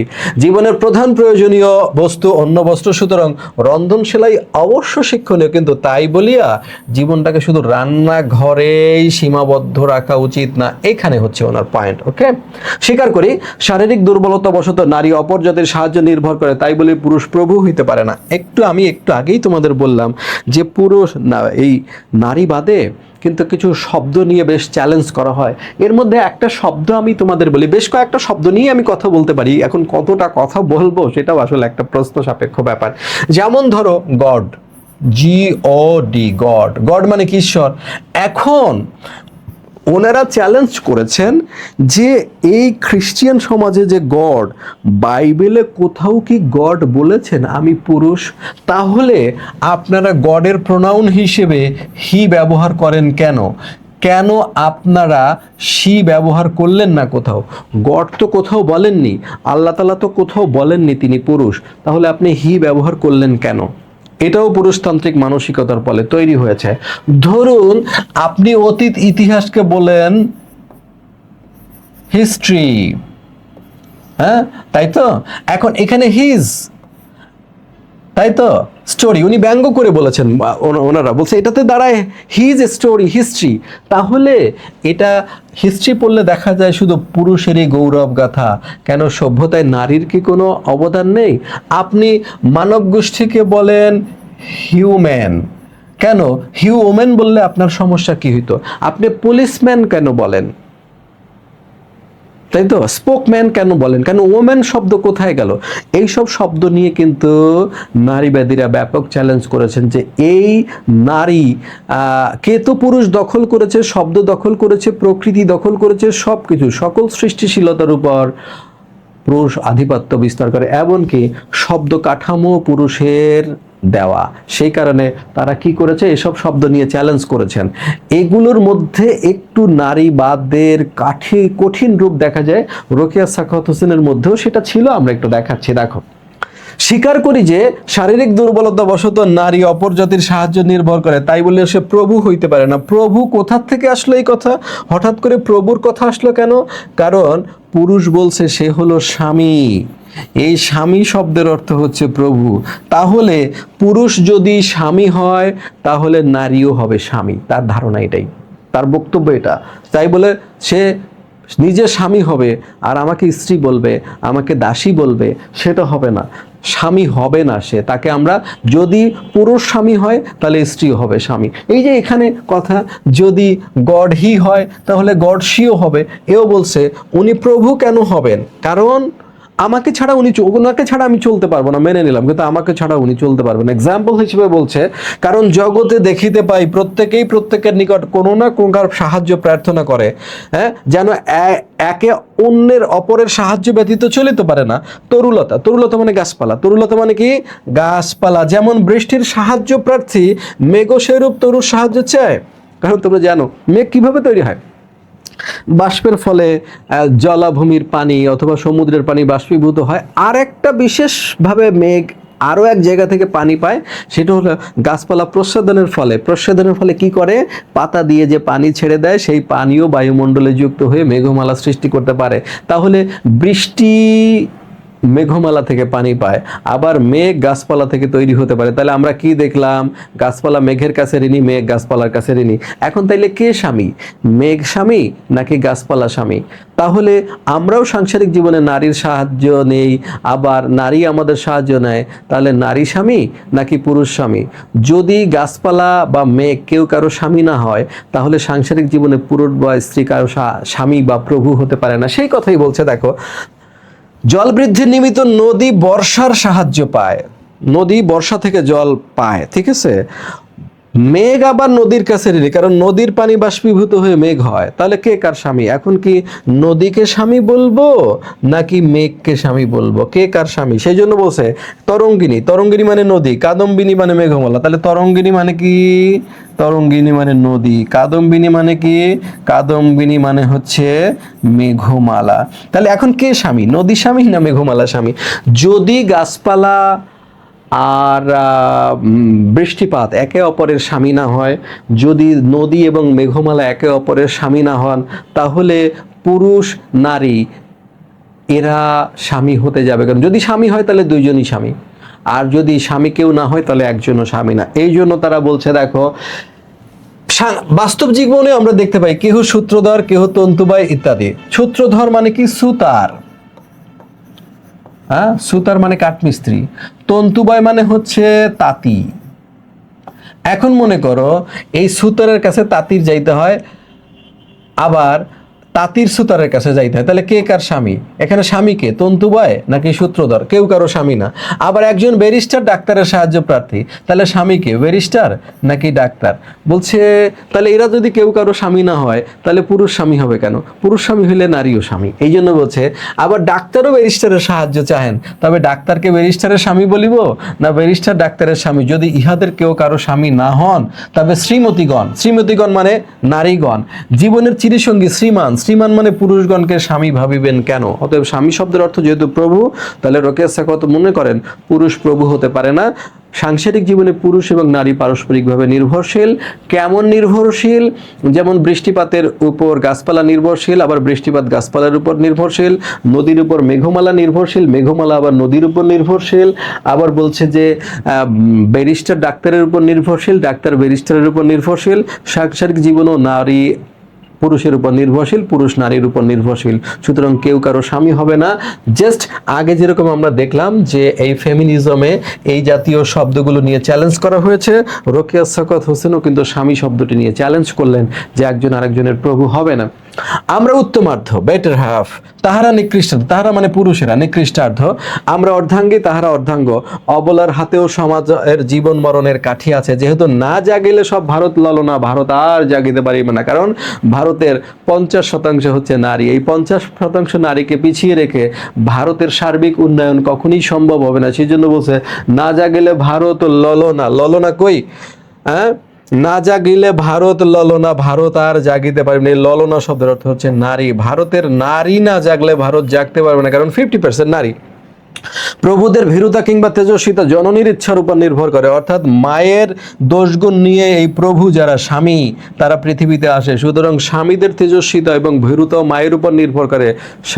পুরুষকে তেজস্বী বীর বানাইতে হলে নারীকে জাগাতে হবে আগে। তবে কেবল শারীরিক বলের দোহাই দিয়া অদূরদর্শী ভাতৃ মহোদয়গণ যেন শ্রেষ্ঠত্বের দাবি না করেন, শুধু তাদের গায়ে একটু শক্তি বেশি দেখেই তারা স্বামী হয়ে যাবে, সেই কথাটা ঠিক নয়। তাহলে এটাই হচ্ছে কি সমাজে নারী এবং পুরুষের অসম এবং নারীর দুর্বল অবস্থান এবং নারীর উন্নতির পথ তিনি কিন্তু ক্রমান্বয়ে নির্দেশ করছেন। এবার কি আমরা পুরুষের ন্যায় সুশিক্ষা, তাহলে মুক্তির উপায় কি? এই যে মুক্তির উপায় চলে আসলো, আমরা পুরুষের ন্যায় সুশিক্ষা অনুশীলনের সম্মুখ সুবিধা না পাওয়ায় পশ্চাতে পড়িয়া আছি। আমরা পুরুষকে পিছনে ফেলতে চাই না, আমরা পুরুষের সমান হতে চাই, পুরুষের সমান সুযোগ চাই। সেই জন্য বলছে আমরা কেন পিছনে পড়ে আছি? পুরুষের ন্যায় সমান সুযোগ সুবিধা না পাওয়ায় পশ্চাতে পড়ে আছি। এটি একটি উদার কেন্দ্রিক নারীবাদ, যেটাকে আমরা বলি লিবারেল ফেমিনিজম। সমান সুবিধা পাইলে আমরা কি শ্রেষ্ঠত্ব লাভ করিতে পারতাম না? আশৈশব আত্মনিন্দা শুনিতেছি, অর্থাৎ ছোটবেলা থেকেই নিজের নিন্দা শুনছি। মা নিন্দা করছে, দাদি নিজের নিন্দা করছে, মা নিজের নিন্দা করছে, আমিও নিন্দা করছি, আমার নিজের নিন্দা ছোটবেলা থেকেই শুনছি। তাই এখন আমরা অন্ধভাবে পুরুষের শ্রেষ্ঠতা স্বীকার করি, নিজেদেরকে অতি তুচ্ছ মনে করি। অনেক সময় হাজার হোক বেটা ছেলে বলিয়া বেটা ছেলেদের দোষ ক্ষমা করিয়া দেওয়া, অন্যায় প্রশংসা করি। এটাই তো ভুল, যে ছেলেরা যতই দোষ করুক, ছেলেরা ওরকম দুই একটা করেই থাকে, এরকম বলে যে তাদের অন্যায় প্রশংসা করে। নারী সামান্য দোষ করলেও যে সেটা অনেক বড় দোষ হয়েছে এরকম যে সমাজ উপস্থাপন করে, এটাই মহাভুল। এর ফলে কি হয়েছে? নারী সবসময় হীনবন্যতা বা ইনফিরিয়রিটি কমপ্লেক্সে পড়ে আজকে এই অধপতিত অবস্থায় পতিত হয়েছে। সুতরাং শিক্ষা ও সমান যোগ্যতা নারীর উন্নতির প্রধান শর্ত। আমি ভগিনীদের কল্যাণ কামনা করি, তাহাদের ধর্মবন্ধন সমাজবন্ধন ছিন্ন করিয়া তাহাদিগকে একটা উন্মুক্ত প্রান্তরে বাহির করিতে চাই না। আমরা এটাই বলেছিলাম যে লিবারেল যে ফেমিনিজম, সেখানের মূল কথা হচ্ছে আপনি সমাজকে ভাঙবেন না, সমাজকে স্বীকার করে নেবেন, কিন্তু আপনি কি চাইবেন? মানসিকতার উন্নতি চাইবেন এবং আইনের পরিবর্তন চাইবেন। ঠিক আছে?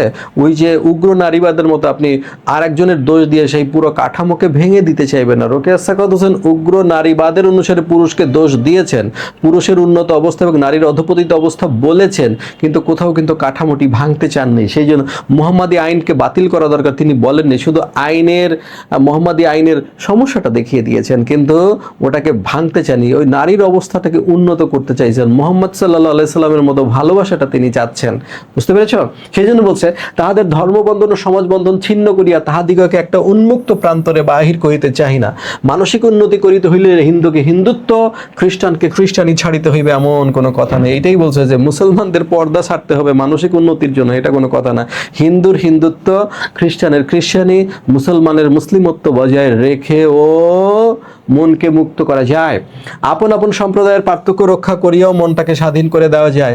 আমরা যে কেবল উপযুক্ত শিক্ষার অভাবে অবনত হইয়াছি তাহাই বুঝিতে ও বুঝাইতে চাই। এই যে হচ্ছে উন্নতির চাবিকাঠি, উপযুক্ত শিক্ষা। আমরা যে উপযুক্ত শিক্ষার অভাবে অবনত হইয়াছি তাহা বুঝিতে ও বুঝাইতে চাই। সুতরাং শিক্ষার বিস্তার ও মানসিকতার পরিবর্তনের মাধ্যমেই রোকেয়ার কাঙ্ক্ষিত একটি সুন্দর সমাজ ব্যবস্থা প্রতিষ্ঠিত হবে, যেখানে নারী এবং পুরুষের সমান ও সহযোগিতাপূর্ণ অবস্থান থাকবে।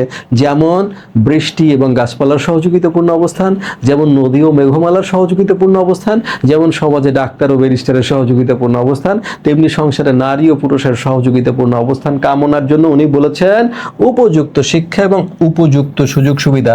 তার জন্য ধর্মবন্ধন বা সমাজবন্ধন ছিন্ন করা বা ত্যাগ করা বা ভেঙে ফেলার কোনো প্রয়োজনীয়তা উনি দেখেন না।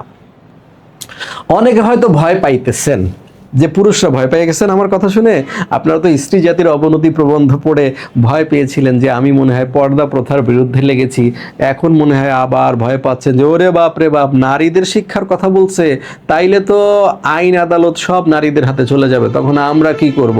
তো সেই জন্য বলছে অনেকে হয়তো ভয় পাইতেছেন যে বোধহয় একটা পত্নী বিদ্রোহের আয়োজন করা হইতেছে। না, আমি পত্নীদের দিয়ে আপনাদের বিরুদ্ধে বিদ্রোহ করাবো না, কারণ উনি লিবারেল ফেমিনিজমে কখনোই এরকম ভেঙে ফেলার শিক্ষা দেওয়া হয় না, অপেক্ষাকৃত যেখানে ডিসক্রিমিনেশন আসছে সেইখানটা উন্নত করা হয়। সেই জন্য বলছে আমি কিন্তু কোনো কিছু ভাঙচুর করতে চাই না, সেই জন্য বলছে পত্নী বিদ্রোহের আয়োজন করা হইতেছে, অথবা ললনাগণ দলে দলে উপস্থিত হইয়া বিপক্ষকে রাজকীয় কার্যক্ষেত্র হইতে তাড়াইয়া দিয়া সেই পদগুলি অধিকার করিবেন না।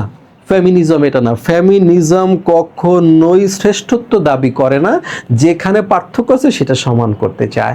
ফেমিনিজমের মূল কথা এইটাই নয় যে পুরুষকে পিছনে ফেলে দিয়ে নারীকে উন্নত করা, না, পুরুষের অবস্থানটি থাক, নারীর অবস্থানটি তার সমান করা হোক। সেই জন্য বলছে যে আমি রাজকীয় কর্মকাণ্ড হইতে আপনাদেরকে তাড়াইতে চাই না, আপনি থাকেন না, তারপর কি সেই পদগুলি অধিকার করতেও চাই না।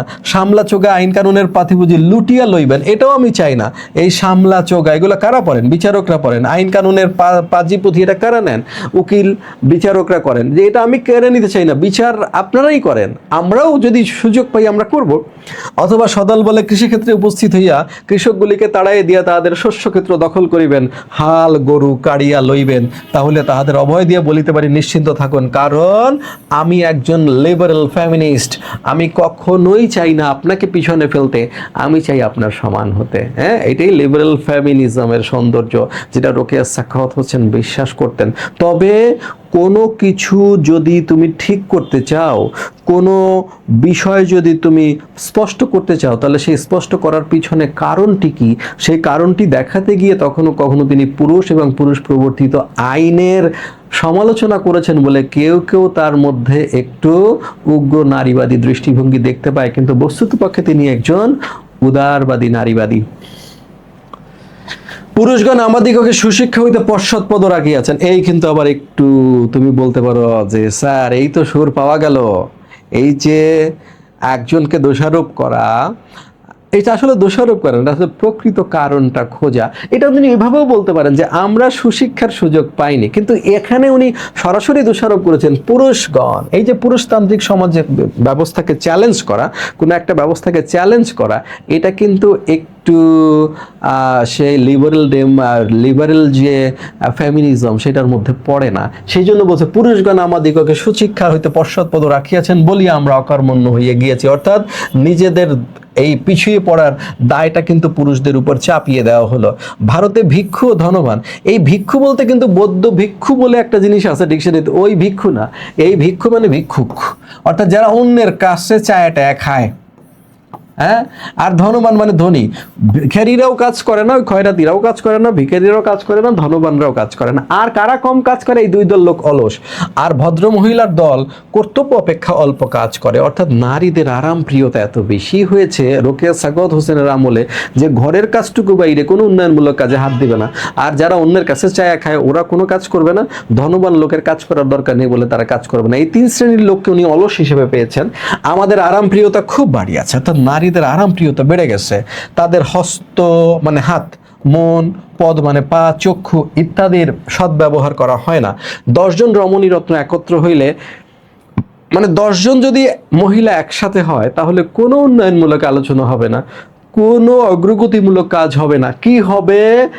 10 জন রমণী রত্ন একত্র হইলে ইহা উহার বিশেষত আপন আপন অর্ধাঙ্গের নিন্দা প্রশংসা করিয়া বাকপটুতা দেখে, অর্থাৎ নিজের স্বামীর নিন্দা অথবা প্রশংসা করে, মানে সে যে অনেক কিছু জানে, অনেক কিছু বলতে পারে সেটা দেখায়।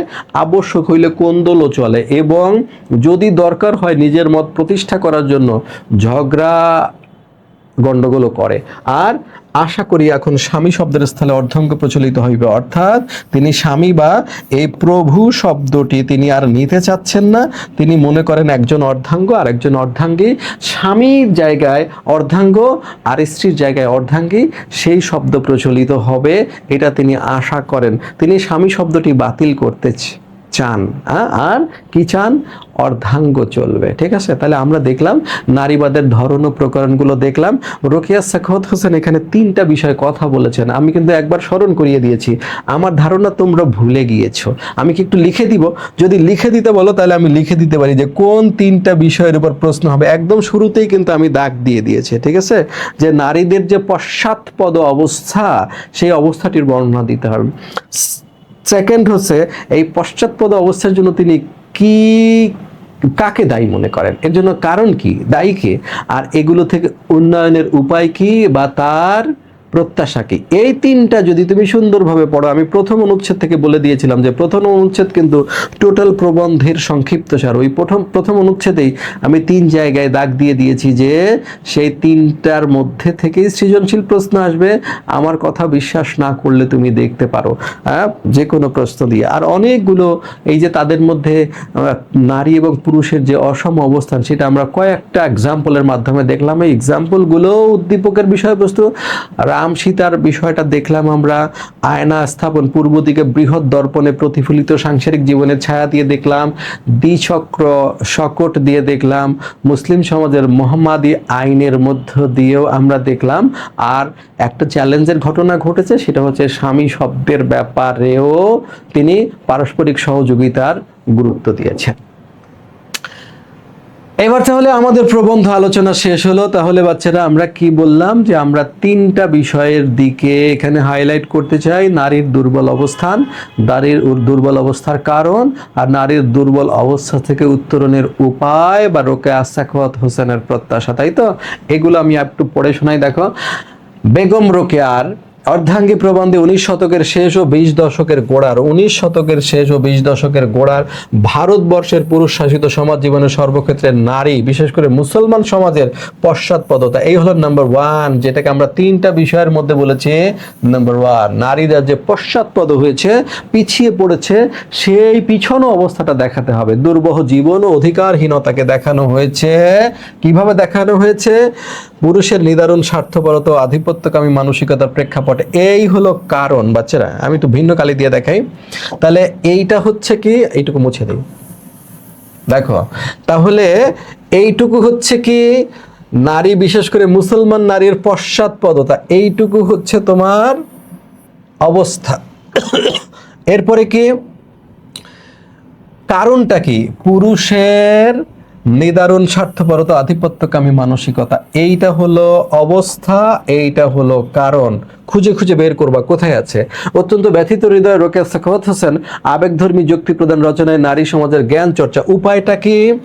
জ্ঞান চর্চা, কর্মব্রত, অধিকার সচেতনতা, মুক্তি আকাঙ্ক্ষার আকৃষ্ট করতে সচেষ্ট হয়েছেন। এই হলো মুক্তির উপায়। তাহলে 3টা পেয়েছো, নাম্বার 1, নাম্বার 2, নাম্বার 3। এই 3টার উপর দিয়ে প্রশ্ন হবে। দেখাতে চেয়েছেন সমাজে যে পূর্ণ স্বাভাবিক গতিতে অগ্রসর হতে পারছে না, তার কারণ পরিবার ও সমাজ জীবনের অপরিহার্য অর্ধেক নারী সমাজের দুর্বল ও অবনত অবস্থা। এই জন্য পুরুষ সমাজের দৃষ্টিভঙ্গির সংকীর্ণতাকে তিনি দায়ী করেছেন। ওকে, মুখস্থ করে ফেলবে এগুলা। এই রচনায় তিনি নারী জাগরণের পক্ষে, নারী জাগরণ মানে ফ্যামিনিজম, অর্থাৎ নারী জাগরণ, নারী জেগে উঠুক, নারী পুরুষের কে অতিক্রম না, পুরুষকে ফেলে দেওয়া না, কাঠামোটি ভেঙে দেওয়া না, সমান করা, সুচিন্তিত দৃঢ় বলিষ্ঠ মতামত ব্যক্ত করেছেন। তাতে তার মন্তব্যে আছে আবেগের গাঢ়তা, যুক্তিতে আছে তীক্ষ্ণতা। তিনি দেখাতে চেয়েছেন সমাজ জীবনে অগ্রগতি ও কল্যাণ সাধনের জন্য নারী জাগরণ এবং সেই সঙ্গে পুরুষ সমাজের দৃষ্টিভঙ্গির পরিবর্তনের কোনো বিকল্প নেই। This is liberal feminism. অর্থাৎ আইন অথবা দৃষ্টিভঙ্গির পরিবর্তনের মাধ্যমে নারী সমাজকে তিনি উন্নত করতে চান। তিনি প্রচলিত কোনো কাঠামো, ধর্মবন্ধন বা সমাজবন্ধন ছিন্ন করতে চান না। তাহলে ক্লিয়ার?